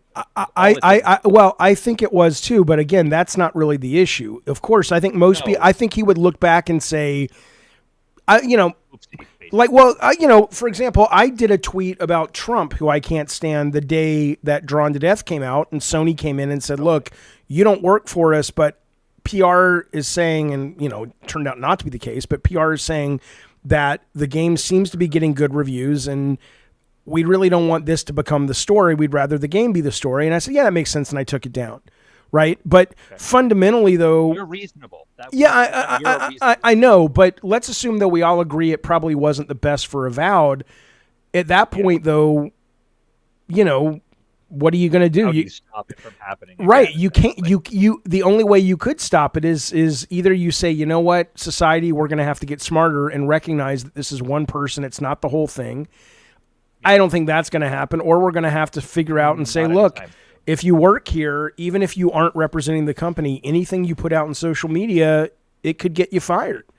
It could reflect on us, because it's going to reflect on us. And I think there's, unfortunately, companies, especially when they're putting this much time and effort, or if it's an indie studio like that it's their first title, they don't, first impressions are very important.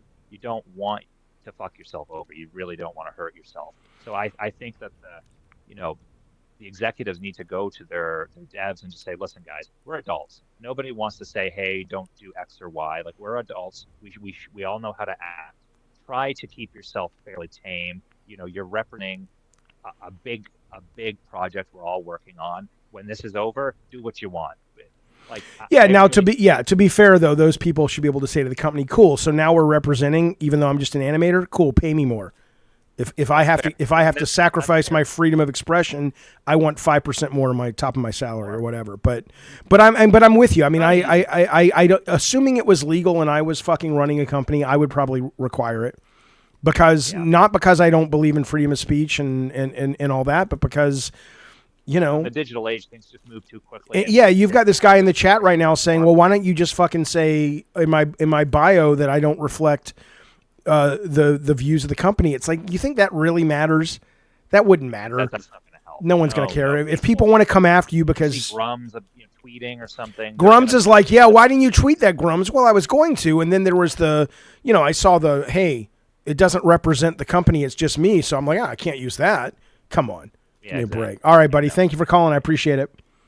Thanks, Jaffe. All right, Appreciate man. it. Anytime. Have a nice one. You too, sir.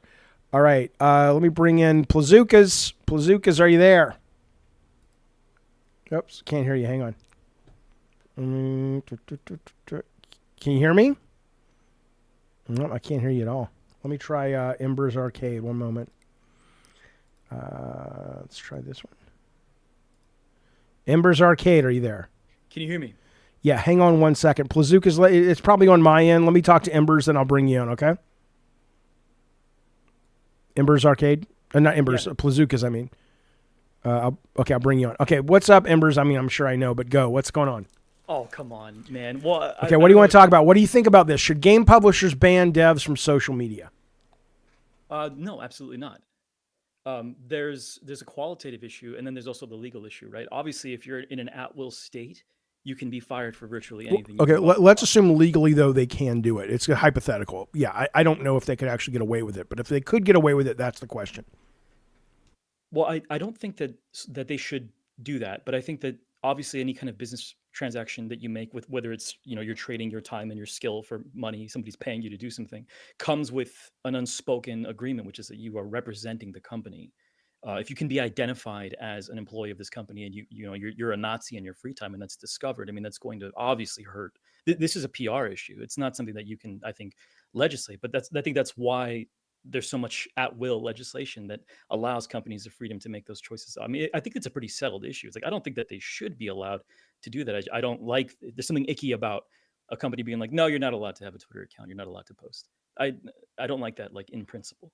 But it seems like the consequences are so open because of how many of, I don't even know how many states are not at will. I think most states are at will. So it's the kind of thing where, like, fuck around and you're going to find out if you're misrepresenting our company in your off time. I feel like that's a pretty settled issue. Right. Okay. Hang on 1 sec. Can you guys hear this guy? You guys are saying the volume's low, or at least one person said that, but I think you're the only person.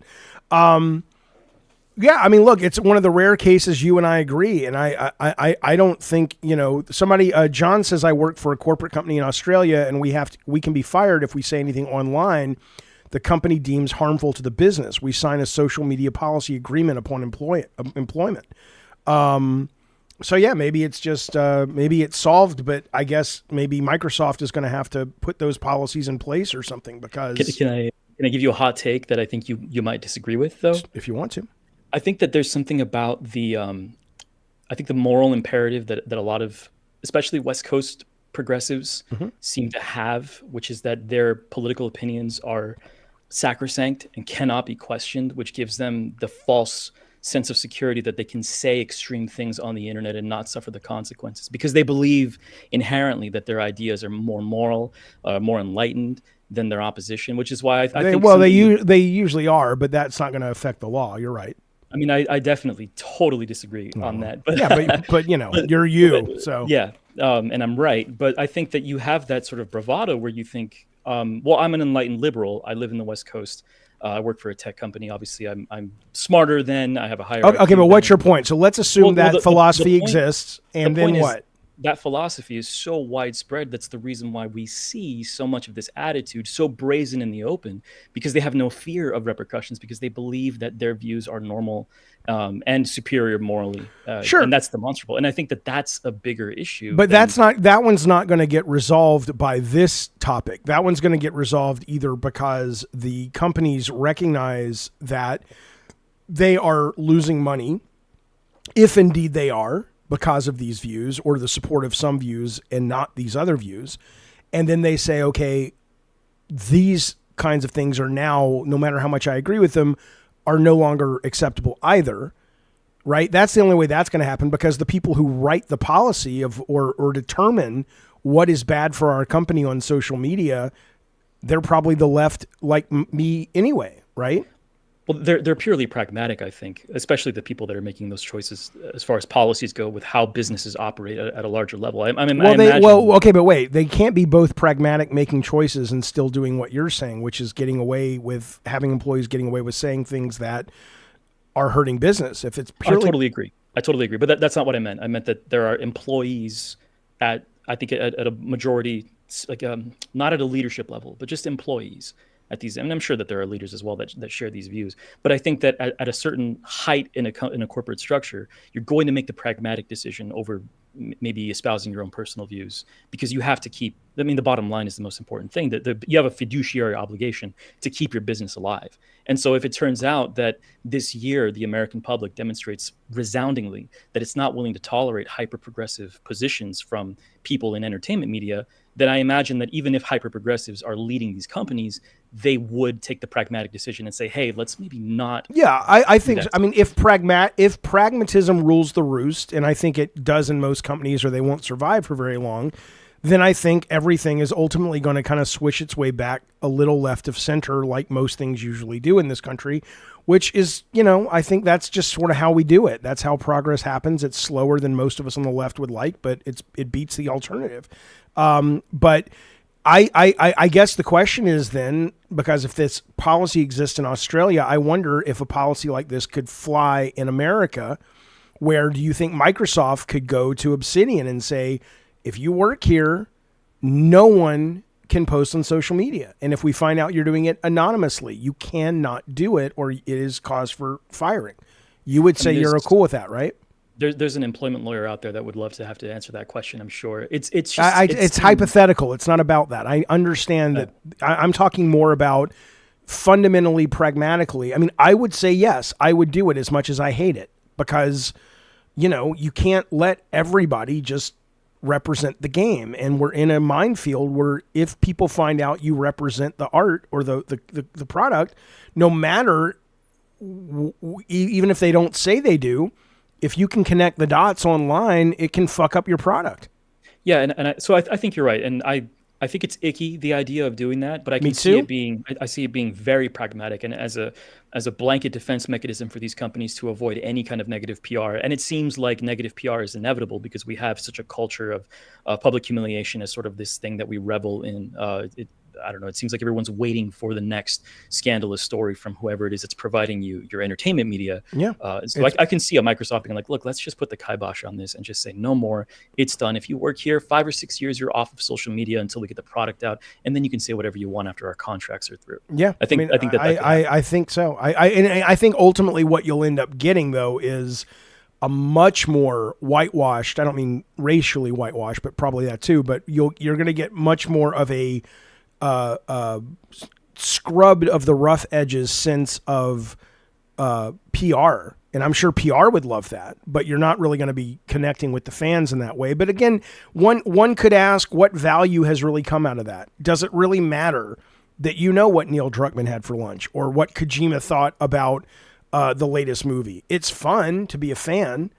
And most people aren't that deeply invested in the industry. Most people don't do what we do and follow on this level. So, you know, the industry has only grown as far as I can tell in the time that we've had access in a really personal level to these like auteurs like Neil Druckmann or Kojima. And it doesn't seem to really move the needle. Like this little bubble that we live in where we cover this industry is so deeply insulated, and it's infinitesimal compared to the larger market that just consumes the products based on, I think, more traditional advertising. They don't give a fuck. They don't give a fuck. Yeah, all right. Absolutely. All right. Well, finally, we actually have somewhat of agreement. I prayed for it last night and Jesus came through. All right, buddy. Hey, Merry Christmas, dude. You as well. Happy Hanukkah, motherfucker. All right. See you later. All right, Plazookas, I got you up on the screen twice. Let me try to do me a favor. Hang up, call back. Critically Realist, I don't know. He says that's so low IQ, bro. Just tell them to take their names of the companies out of their bio. We've already addressed that, man. You can't do that. You think people like Grums are gonna not go after him because it's like, oh, I wanted to go after this guy, but that sucks, man. They didn't put that they work for Microsoft in the bio. Shit. Come on, man. You know that's not going to happen. You know that's not going to happen. All right, Plazookas, you calling back? Otherwise, I'm going to move on to the next topic. But I want to get Plazookas taken here. Here's the link again, Plazookas. Try clicking on this one, see what happens if it doesn't work for you. I'm kind of learning how this fucking thing works. It's not as easy as the new one.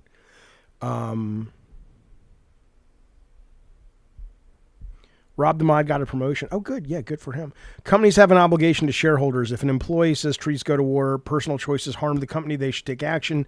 Personal politics should not affect professionalism. Yeah. All right. Let's. Oh, here we go. Okay, let's try this now. All right. Show and stream. Are you there? Cannot hear you, bud. No, I can hear everybody else, but I could not hear you. So it might be on your end, unfortunately. It works on the other, but I'm gonna keep moving on. Okay, if you can figure it out, or if I do this type of show again, I'll do it on the other software, so it's not such a pain in the ass. But if you want to call in for the next topic, okay, that's our first topic. It's dead. We're done. Let's move on to the next topic. I'll give critically the last word because it's probably rare he ever gets it. It's their personal opinion, he says. They want to talk from a big company pedestal and attack gamers. That is a big reason it's happening. I guarantee you it's not, man. I guarantee you it's not. If you had evidence of that, sure. But these are people that will go back. Let's put it this way. If that were the case, James Gunn would not have been fired from Marvel. He was fired from Marvel for something he tweeted long before he worked at Marvel. And it doesn't mean that Disney was right or not. It means that clearly the public doesn't care the conditions upon which you tweeted it. And in that, I don't think your point stands, is what I would say. Okay. I want to talk about this, and I'm not going to have much of an opinion. Your voice matters. I just can't do anything to bring you on. I want to talk about this. I'm going to play this speech. We talked about this the other day, but I want to talk about this more as it relates to, I want to try to be more measured about it, because I didn't get like, I think you guys really sort of, maybe I expressed it poorly, right? But I want to play you just a minute of this speech. I came out of it thinking this was actually a harmful speech. And I had some people say, but Jaffe, it was inspirational. It wasn't bad, blah, blah, blah. And I just want to see if you guys can kind of, educate me on this a little bit. Here is, or if you come around to my view, but this is his speech that he gave. He's the Baldur's Gate 3 guy. He came around to announce the new speech, or the new Game of the Year award. And this is what he said before he unveiled the winner of the Game of the Year award. Okay. Yes, I don't like it. I think it's harmful. But I'm curious. I want to see if, maybe I'm wrong. Let's watch this. I realize you guys have been sitting here for over 3 hours, but I still have some time credits from last year to cash in. So I'm going to skip this stuff. That not only will I be the one who will mount the formula to make it up 2025, but it's going to be made by a studio who found the formula to make it up here on stage. It's stupidly simple, but somehow it keeps on getting lost. Studio made their game because they wanted to make a game that they wanted to play themselves. They created it because it hadn't been created before. They didn't make it to increase market share. They didn't make it to serve as a brand. They didn't have to meet arbitrary sales targets or fear being laid off if they didn't meet those targets. And furthermore, the people in charge forbade them from cramming the game with anything whose only purpose was to increase revenue and didn't serve the game design. They didn't treat their developers like numbers on a spreadsheet. They didn't treat their players as users to exploit. And they didn't make decisions they knew were short-sighted and function of a bonus or politics. They knew that if you put the game and the team first, the revenue will follow. They were driven by idealism and wanted players to have fun. And they realized that if the developers didn't have fun, nobody was going to have any fun. They understood the value of respect, that if they treated their developers and players well, those same developers and players would forgive them when things didn't go as planned. But above all, they cared about their game because they loved games. It's really that simple, said the Oracle. Winning Game of the Year turned out to be a life-changing event for us. It was an amazing thing. To those who will win Game of the Year 2024, you have no idea what's waiting for you. It's an incredible honor, and you're in for a heck of a ride. Now remember. Okay, so I'll give you my take, then I'm going to bring in Matt and then Ravnos on this, and I'll look at the text chat. But my take on this is it's a harmful speech, okay? My take is that it's not, when people say it is an inspirational speech, and that's what it was for, and you should take it as such, Jaffe. My concern with it is it sells this idea that all you need to do is follow this path of make the game you want to play, don't put in microtransactions, find executives who will not force you to do things that are not good for the game, and you'll end up with a Game of the Year award winner, right? But so much evidence to the contrary, not just in terms of most games don't have that freedom, because that's simply not the case. There's way more examples of video games where the team was left to run and do what they wanted and they bombed than there are where the marketing guys work hand in hand with the guys at Rockstar or Call of Duty or even Sony and say, yes, it's an art form, but we also have to be responsible for this vast amount of money we're spending. And we're going to have to kind of have some friction here because, you know, it's a business. It's an entertainment business. It's both, right? So my take is that it is not just idyllic, but it's, even if you had exactly what he's saying, it wouldn't guarantee a journey to the stage. Because like I said earlier, I had the guy on the stream who made a game earlier this year called Bzzzt, and it was a bomb. And he's like, yeah, it was my dream game. And he said, I learned though, it's better to listen to the people who are buying the games than listening to being an artist and listening to other indie gamers saying, follow your passion, because he did that. And a lot of game developers do that, and nobody showed up. Okay, let me bring on Matt first, and I'll bring on Ravnos. Matt, hang on. Are you there, Matt?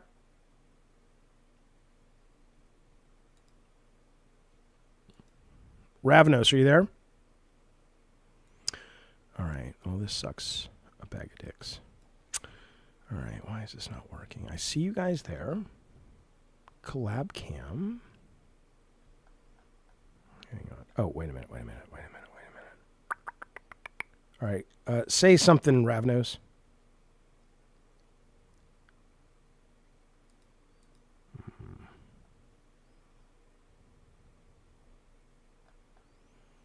Why is that not working?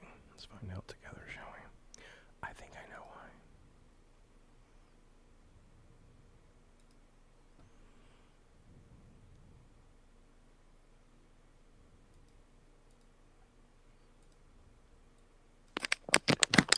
All right, Ravnos, keep talking for a minute. Just say something.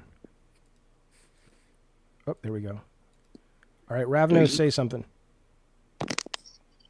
Hello? Yes, who's this? Matt? Hey, Matt. All right, I think I got it working. All right, what's going on? What do you think about this? I don't think it's harmful to the game industry. I think that's a little hyperbolic, but why? I do understand. Well, I believe that the gentleman that gave the speech believes that that is a key, maybe not to win Game of the Year, but to make a quality game in his quality. Oh, okay. Well, that's different, right? A quality game, yes, but I'm talking about okay. So, all right, that's an interesting. Okay, there's three things that this could lead to. What do you think he's saying? I mean, he literally said, but let's give him the benefit of the doubt. He literally said that it would bring you to the stage to win a game award, but it could also mean a big success in, reviews and payment. That's kind of how I Or it could be, it's a great game, but people may not buy it. Like which one, you can make a great game if you follow your passion and you have a team that really is able to keep cranking, but it may not be a success financially. Like which do you think what do you think he's really saying with this speech? I think he's trying to say that, make the game you want to make and try to treat your employees right, which I think is a noble, and I mean, games aren't, a philanthropic enterprise, but I think he's just trying to say treat your employees good and really, don't try to follow trends and, stuff like that. But That's do what you I took from but do you agree with that? I mean, do you think that's helpful or harmful to say that? Well, there's no accounting for taste. I mean, you can make a game that is the best. I mean, you can look at something like Balatro, which, some people would, say that, oh, I would never play a card game or anything like that, but it works for whatever reason for the people that have played it. So, there's no guarantee on a hit, no matter how you do it. However big the IP is, or no, there's no guarantee. But I mean, let's do it this way. If you were investing $100 million of your money, would you go to a team and say, "Hey, man, I believe in you guys. Do whatever you want," or would you go, I want your talent, I want your ability, but this is the room that we're going to run in. This is the yard I've put up for you to play in because this yard has a high % chance, if you guys deliver, of making me a profit. Which one would you choose? Well, it depends on the team. If you're going to Kojima, you're not going to go, oh, Kojima, make me I don't know, a Dungeons and Dragons game, although he could probably make a good But would you go to Kojima with $100 million? I sure as fuck wouldn't. I would personally, or Druckmann, or, You would or would not? I would. You wouldn't. I would. Yeah, interesting. Why would you go to Kojima when his games are very limited in appeal and they're very? I mean, compared to like, if you could make a game like a Call of Duty or an Uncharted or a God of War or whatever, why would you go to a guy who historically makes very outside the box, confusing games that have a low completion rate and really don't do more than 5 or 6 million copies? Well, yeah, I mean, so what is 5 or 6 million copies? What does that equate to at $70? Or let's say like $35, considering some. I mean, I'm not saying you wouldn't make your money back, but it wouldn't be the best investment you could choose, right? It would be good for the art. It would be a really good investment for the art form, maybe, or for people who just want to invest in really interesting, quirky things that are potentially moving the industry forward. But it probably would not be the best financial investment of your options. I mean, you're probably correct, and like you said, that his speech kind of implies that you get a game of the year, but I took it more as like a successful game, however you want to. I mean that how you quantify it really, I guess, determines everything, right? Because the reason I think it would be harmful is if let's say you're a new game developer and you're brand new to this, and you're like, I heard this guy, and it's like, Jesus, he won Game of the Year. He sold tons of copies. He must be the guy to follow his trail of breadcrumbs. And then you just go off and make whatever you want, and it bombs, and you're probably like, what the fuck happened? Because this is a guy that's basically making a brand game, no matter how good the game was. And I think the game is fucking amazing. I love Baldur's Gate 3. But it's Dungeons and Dragons. And it's the third in a series of multi-million selling fucking video games. The idea that him and his team just made whatever the fuck they wanted, I think that's why I think the narrative, at least to young developers, is harmful, because it suggests something that isn't really true. Like there's a wonderful company that went out of business last year called Team Me, and they made Desperados 3, and they made Shadow something about pirates, and they made wonderful fucking video games. But they went out of business because they're like, we can't make the games that we love. The games we love are well received, but nobody buys them because they're not interested. And that's the reason I worry about it. But I hear you, and I appreciate you calling. Thank you, bud. Yeah, Merry Christmas. All right, you as well, sir. Sky says, sometimes I forget Jaffe is not for the art. He just wants to make sure his corporate overlords make money. It's not that but see, that's what people, it's disturbing to me, though. Let me wrap this call here. It's disturbing to me, though, that is what some people might choose to take from it, which is, I'm all about the art if you're going to budget it at a way that is respectful of the budget. But you don't get to make art for $400 million 99.9% of the time. But yeah, you want to take $5 million and make an art piece? I think that's excellent. But give me a break. Give me a fucking break, man. Hector says Baldur's Gate was undeniably a game that Larian made in interest of popularity. Yeah, 100%. Okay. Let's try Ravnos again. See if we can make this work.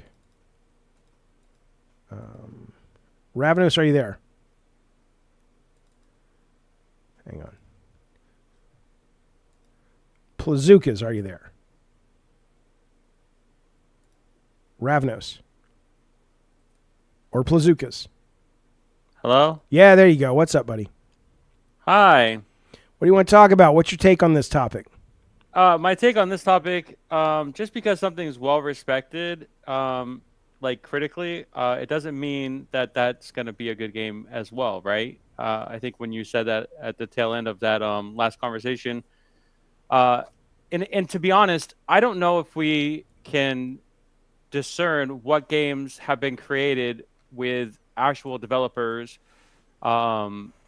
like vision, or have had the corporate overlords come in and change that vision. Like, how many studios can we say are not influenced by some corporation? Everyone except if you self-fund it, right? I mean, which would be Larian, right? No, Larian, 30% of Larian is owned by Tencent. And frankly, if you self-fund your game, which I do know that they have, I mean, again, I'm not knocking the company. They make amazing games, and they made enough off, I think, what was their game before this one, that I know a lot of that went into the Kickstarter, into the early access. But if you have the power to work outside of anyone else's influence except the people you want to have in, I think that's great. But you're telling me that Hasbro said to these guys, or Wizards of the Coast said to these guys, yes, it's our brand. We own Baldur's Gate. We own D&D, but you guys can do whatever the fuck you want.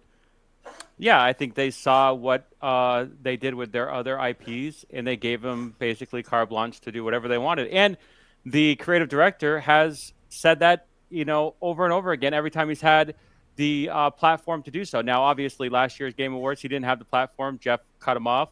And then this year, they gave him another chance to say what he wanted to say.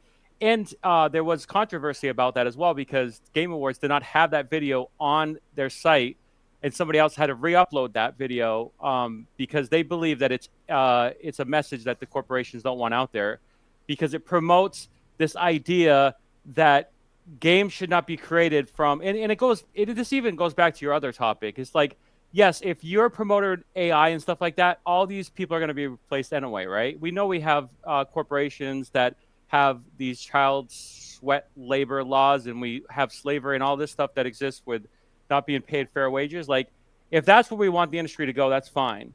But at the same time, we have to reconcile that with the fact that people are people, and they have their thoughts, they have their passions. And most games, like Astrobot is a perfect example. Astrobot was not created by the overlords. Obviously, it has PlayStation branded. I'm not denying that. But at the same time, like, the people that developed that game did not have any restrictions as to what to do. What are you talking about? Of course they did. They were making a game for Sony. Do you really believe the PR? Do you think if they wanted to do whatever they wanted to do, they could do it? Of course they couldn't do that. That's absurd. I worked for Sony when it wasn't as corporate when it comes to the money we were spending on games. Every game I've worked on or seen people worked on had oversight. There was not like just freedom to do whatever the fuck you wanted. Do you think that's what gamers believe? Is that what they've been sold? I think that there are certain games that have less oversight than other games. Sure. Yes. Well, yeah, of course. I mean, there's no doubt in that. But the idea that these people can kind of go do whatever they want, no, that's not accurate. Well, it's not whatever they want, because we've seen the alternative, which was Concord, with people doing whatever they want and not having much oversight because it was the future of PlayStation. That's but clearly somebody at Sony approved it. It doesn't. They're the concept at first, but it doesn't mean they're over. They're going to be over them every single sure. week. Yes, it does. That's how it works. I've been there, man. I'm telling you, when these guys are spending hundreds of million. The most expensive game I ever worked on was like $30 million, and at $30 million, we had producers. They would come to the studio every week, every 2 weeks. They'd send us builds. QA would play it. It doesn't mean just because they have notes, we had to listen to all the notes. And we could push back and they could push back and all that. But the idea that Sony just gives people a bucket of money and says, I'll see you in 4 years, it doesn't ever come close to working that way at all. Well, Naughty Dog has been given that ability, haven't they? No, not? I mean, no. would Neil Druckmann work under, would Neil Druckmann, with his current mandate, with all these social messages, would he allow Sony? I mean, Sony's already like. Would he allow Sony? What do you guys? Yeah. These guys? Yes, he's not allow. He's not Spielberg. These guys aren't unionized. If Neil Druckmann walks away from Intergalactic, guess what? No one cares. I'm not saying it won't affect the game. The game may care. The game may and probably would suffer mightily if he walked away. But it's not like without Neil Druckmann, they can't finish the game. They'll still make a Last of Us 3 if Neil Druckmann goes to work at McDonald's tomorrow, right? This is a massive machine of hundreds and hundreds and hundreds of millions of dollars just for the production budget. It is not this fantasy that you guys seem to believe that it's like Druckmann walks in and says, Holst, take a seat, bitch. I'm cooking in here. It doesn't work that way. I'm not saying the higher you get and the more influence you get, there are less people to answer to, of course. But everyone's got a boss, and even Herman has to answer to a boss, and even Hiroki Totogi's got to answer to a fucking board. I mean, they all do, but at the same time, all of these creative directors who are leaving big studios that are under big publishers are creating their own studios to have that ability to create their own IP. Like publishers see this and they're scared as well. They want to keep the creative people. Ubisoft kept all of their people on staff even after all the sexual assault claims. No, they didn't. Activision did too until they had to actually respond and kick them all off because of the backlash. No, there are a lot of people. Well, of course they want the creative people, but the idea that those creative people can come and go and do whatever the fuck they want, these people are a dime a dozen. I'm not saying they're not talented. I'm not saying I wasn't talented. I was a good creative person. But look how easily I was replaced. Look how easily when Corey left, he was replaced. When Stig left, look how easy. Social media. But the age of social media. It's irrelevant. We're not talking about social media. We're talking about this speech and the idea that you are suggesting that I think you and maybe, by the way, this is where a lot of the pushback I get on my stream and my shit comes from is I'm dealing with a lot of people that, I get it. You don't really care how the sausage is made. You care how the sausage is being made is presented how it's being made because it sounds great. Yeah, but and I'm poking a fucking. It's not though, because you're not. I mean, you're believing this line of horror. I mean, the fact that you really think Neil Druckmann answers to no one at Sony and can do whatever the fuck he wants is. I think at this level, yeah, I think that's exactly where he's at. That is staggering to me. That does not exist. It has never existed. The only thing I can almost barely think about was Ken Kutaragi when we were on the show floor and at E3, even though the board could have stepped in or the head of Sony could have stepped in with Ken and said, dude, you're fucking shit up. But Ken was so powerful at the time because he was the fucking father of PlayStation 1 and 2 and 3 that we literally could not make decisions about the E3 booth until Ken got off a plane from Japan. And we were standing around the E3 booth the day before the show opened for like 6 hours going, what do we do? And it was all going through one point. But that was a rare case, and they fixed it. And even then, he had bosses to answer for. So no, I'm sorry, Neil Druckmann does not get carte blanche. The actress who's playing in the new game called Neil Druckmann video game god. Yeah, That's and scary. Ember's Arcade a couple of minutes ago would tell you that there actually is a god. You can say whatever the fuck you want. I mean, it's true. But that's the culture that they're that's the culture that these studios are okay. Well, having. Let's take that. The woman who called Neil Druckmann video game god. Yep. Do you think she thinks he's video game god, or do you think she's going, I like this guy, I'm doing PR, and I want to prep myself for another job with this guy.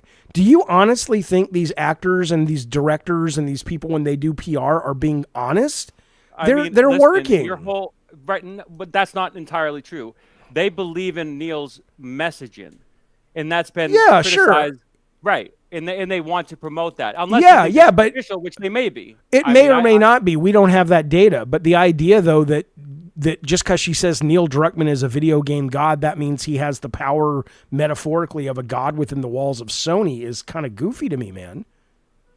Out of all the people in Sony, he probably has the most power. Absolutely. More than Herman Holst. More than Scott Rhodey. Some people, obviously Neil is criticized outside of Sony as being a toxic developer, creative director because of his messaging. And Herman Holtz is being criticized because of the failures of all the things that came before and thinking that he had a part in it, just like Jim Ryan did. So there's issues with the two people that you've mentioned here.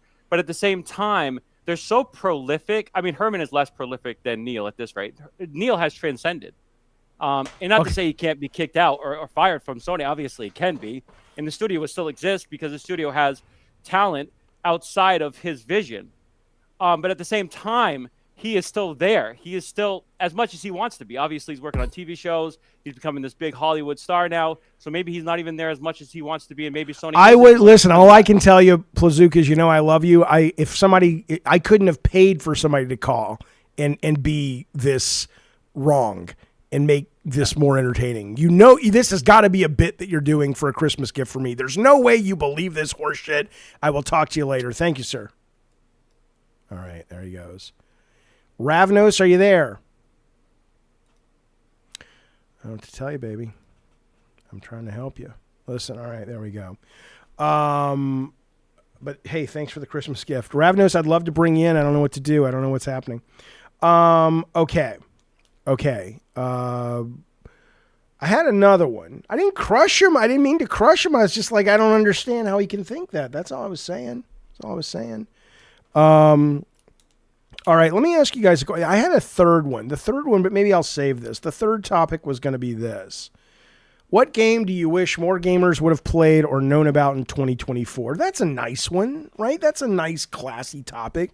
We don't have to argue. I'll give you mine, then you guys give me yours, okay? What game do you wish more gamers would have known about or played in 2024? Okay? I'm going to show you mine first, and then you can show me yours. I'm curious if we have a meeting of the minds. If we do this kind of segment again, I will have it much better laid out, but this is brand new, and I should have done it on Talk Studio. Nobody cares. Fuck you. Hashtag Blood. For me, it is a top 10 game for me. It is excellent. It is sitting at a 73. I've talked about this before. A lot of that is because the 15 critics that reviewed it and a lot of the users that reviewed it before the patch came out. The patch came out. I didn't play it till after the patch came out, about 2 weeks after the game dropped, and it is excellent. It is phenomenal. It is delightful. It is a Cartoon Network style video game that is like a 2D Zelda. Let me just show you a trailer while we're talking. YouTube.com, and I'll do this. Hashtag Blood trailer. Okay. Here's the official trailer. Oh, that's loud. There's the trailer for you, right? So, okay. So it's basically a Cartoon Network game. It's not from Cartoon Network, of course, but it plays great. It's funny. It is exciting. It's got some good puzzles. The narrative is actually heartfelt and interesting. And it's just a fucking joy to play. So I recommend, if you can find it, if you're willing to take a chance on something, hashtag Blood, I think would be pretty fucking, you'd be happy if you like what you're seeing here, because it's really fucking good. Let's see. Mark C says 9 Souls for me. It being off Game Awards, probably due to it being made in Taiwan. 9 Souls I haven't played yet, but 9 Souls is on Game Pass right now, and I will be playing it because I hear a lot of people say it's fucking excellent, and you're not the only one. So, in fact, Shuhei was tweeting that this was one of his favorite games of the year as well. So this is 9 Souls. I will look into it. Hugh Janus says, have you played Thank Goodness You're Here? I did. I played it on stream, and I thought it was fucking hilarious. I did not finish it, only because it just kind of, after a while, it kind of wore out its welcome. But I thought it was fucking funny as fuck. I am seeing that. Let's see. Fallen Aces from Mutanmo is the game he wishes more people would play. I need to play that. It's from it's a boomer shooter with this really cool art style. Hang on. Let's see. Is there a release trailer? Here's a gameplay video. This is from the guys who make like Oshry's company. What are those guys called? The guys who make Dusk and Ultra Kill and stuff like that. It's kind of like a noirish boomer shooter with a very, very cool art style. So yeah, this is Fallen Aces. Dungeons of Hinterberg, says Sky. I played the demo for that. He says it's a cozy Zelda-like dungeon crawler. Okay, I enjoyed it. I didn't enjoy enough to buy it, but I liked it. Lorelei and the Laser Eyes, Jake Z says, a lot of people talk about that and say it's great. And I've seen that on a lot of Game of the Year lists this year. And I absolutely will look into that for sure. And then we've got JD, what is that? Ballionaire? I've never heard of Ballionaire. Bukaki says, I wish Jaffe would have played Space Marine co-op with me. He'll play Call of Duty with Alex. It's not, I just don't do co-op, Bukaki, but I will. For you, Bukaki, I'll play it with you. Yeah, but I hear this is great. Anybody else got any games? I mean, that's the thing, man. I think about sometimes doing this with the show. Oh, the Cabin Factory. I downloaded the Cabin Factory, and I haven't played it yet, but I was going to stream it. It looks fucking great. I'll be streaming that, absolutely.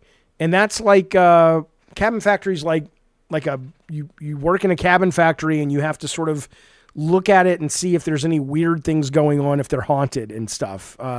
Warrior says Sandland was fun. I played the demo, been waiting for a good price drop because I heard it gets samey, but the demo was cool. Silent Hill 2 remake. I wish more people would have played it. Yeah, it was excellent. Manor Lords, I played. It was too complicated for me, but that's Trees Go to War.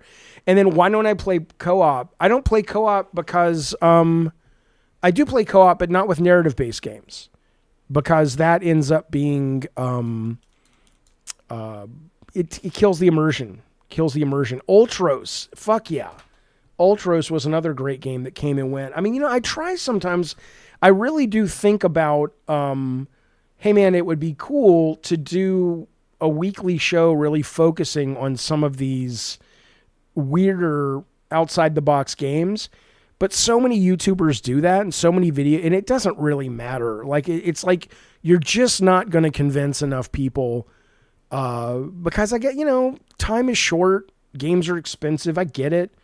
And it's just like, I wish more people would really kind of, experience this stuff. Oh, if for no other reason than a selfish reason that it would allow me to have a conversation with people and they don't feel like I'm so out of my fucking mind, because so much of my perception of the art form is colored by stuff like this, because it's fresher. But if you don't spend time in this, or like you're saying, Pacific Drive, you guys, Matthew and Jake, and I get why you would go like, what are you talking about, you fucking idiot? I played the demo of Metaphor, but I have not played the final. I just haven't had the time. It's, a huge game for me anyway. It would take me forever, but all right, fellas. Well, let me ask you a final question of the evening. So here's what I've been thinking. Not every day, but from time to time, Pokemon Go to the polls. Bionic Commando for NES. Yeah. From time to time, like maybe in the mornings, I'll do a Jaffe stream, and then I'll do whatever I call this, like more of a topic heavy call-in show about 3 to 4 topics that aren't really about the news. And then in the afternoon, we would do the proper Gabbin' and Games. Do you guys like, I'm going to put up a poll. Real quick for you guys to tell me if this is the kind of show that you would like to see in the morning slot, because the afternoon slot will always be Gabbin'. I'll call it right now. I'll just call it, do you like debate show? I know that's not what we're going to call it, but it's just fast. All right, there's the poll. It's at the top of the YouTube. Let me know what you think. Clay says, thank you for the super chat. He says, explain why you overly liberal, yet your fans are not. I don't know. Probably because I don't kick people out of my life just because they have different opinions, and a lot of people don't do that. Also, some of my folks are trolls. They like to troll. But I think a lot of it is, as long as you don't do hate speech or you don't support legislation that harms other people, at least meaningfully, that you're aware of consciously, then, you know, we don't have to agree on everything to be pals. But that, thank you for the super chat, but that would be why. That would be why is I think. Yes. And by the way, yeah, Prince Green says, do what you like doing, Jaffe. We're here to support. Yeah, but I want you to support because you're enjoying your time here. I appreciate you doing it sort of out of the love, but I want to make products that you enjoy. I do like listening to the customer, you know? I think it's the type of games he created in the past, says Prince Green, feels more right in the sense they were very macho games like God of War and Black. Yeah. Yeah, Death Proof, we don't have to agree on everything. That's the thing. I don't know where this came from. I don't know where this idea came from, but I think it's very harmful. Unless you're talking about things that are, you know, hurting people, but, you know. Okay, so we have 80% like this show. And 81% like it, 21. Okay, so maybe what I'll do is for a couple weeks when there are some good meaty topics, I'll throw those in. And then I'll also still do the Jaffe stream, and we'll kind of see where we end up, because I want to make that morning show more gamer-centric than it currently is, if we can. All right, but for now, that's the show. I do want to let you know, if you are a member or a mod, anywhere you're a mod, or if you're a member at any tier, later on, like in about an hour, I literally just need to go to the grocery store and pick up some groceries. That's what you do at the grocery store. If you join us over on the Discord, you will find, hang on, let me find it. Is this it? You will find yourself with the ability to join us and view. Here it is. Where'd it go? Here you go. Right there. Nope, right there. Pot and Popcorn tonight. Terrifier 3 kicking off a little bit later. Jaffe, you are a question poser. Throw it out there. Curiosity brings a certain type of person to you. I could see that. The next stream is tomorrow. Tomorrow is the new schedule. We have a morning show and a late afternoon show, Dano. It's never exactly the same time. But yeah, this, and then tomorrow we have the Christmas special in the morning, which when I wake up, so probably around 10:30 or 11 will be the Gabbin' Games Christmas. And then there won't be a stream tomorrow night, but there will be tomorrow morning, and then there will be a Christmas stream today, but it'll probably just be playing games at some point. So, but yeah, if you want to watch Terrifier, let me know. Hit me up in the Discord in about an hour. We'll be starting it up. And in the meantime, that's the show. Thank you for the super chats, the memberships, for all the support. Really appreciate it. Thanks for the call-ins, being part of the show. And that's it. Be well, be safe, and maybe I'll see you tonight. If not, I'll see you tomorrow. If not, Merry Christmas, Happy Hanukkah, Happy Christmas, Happy Agnostic Day, whatever. Be well. Later.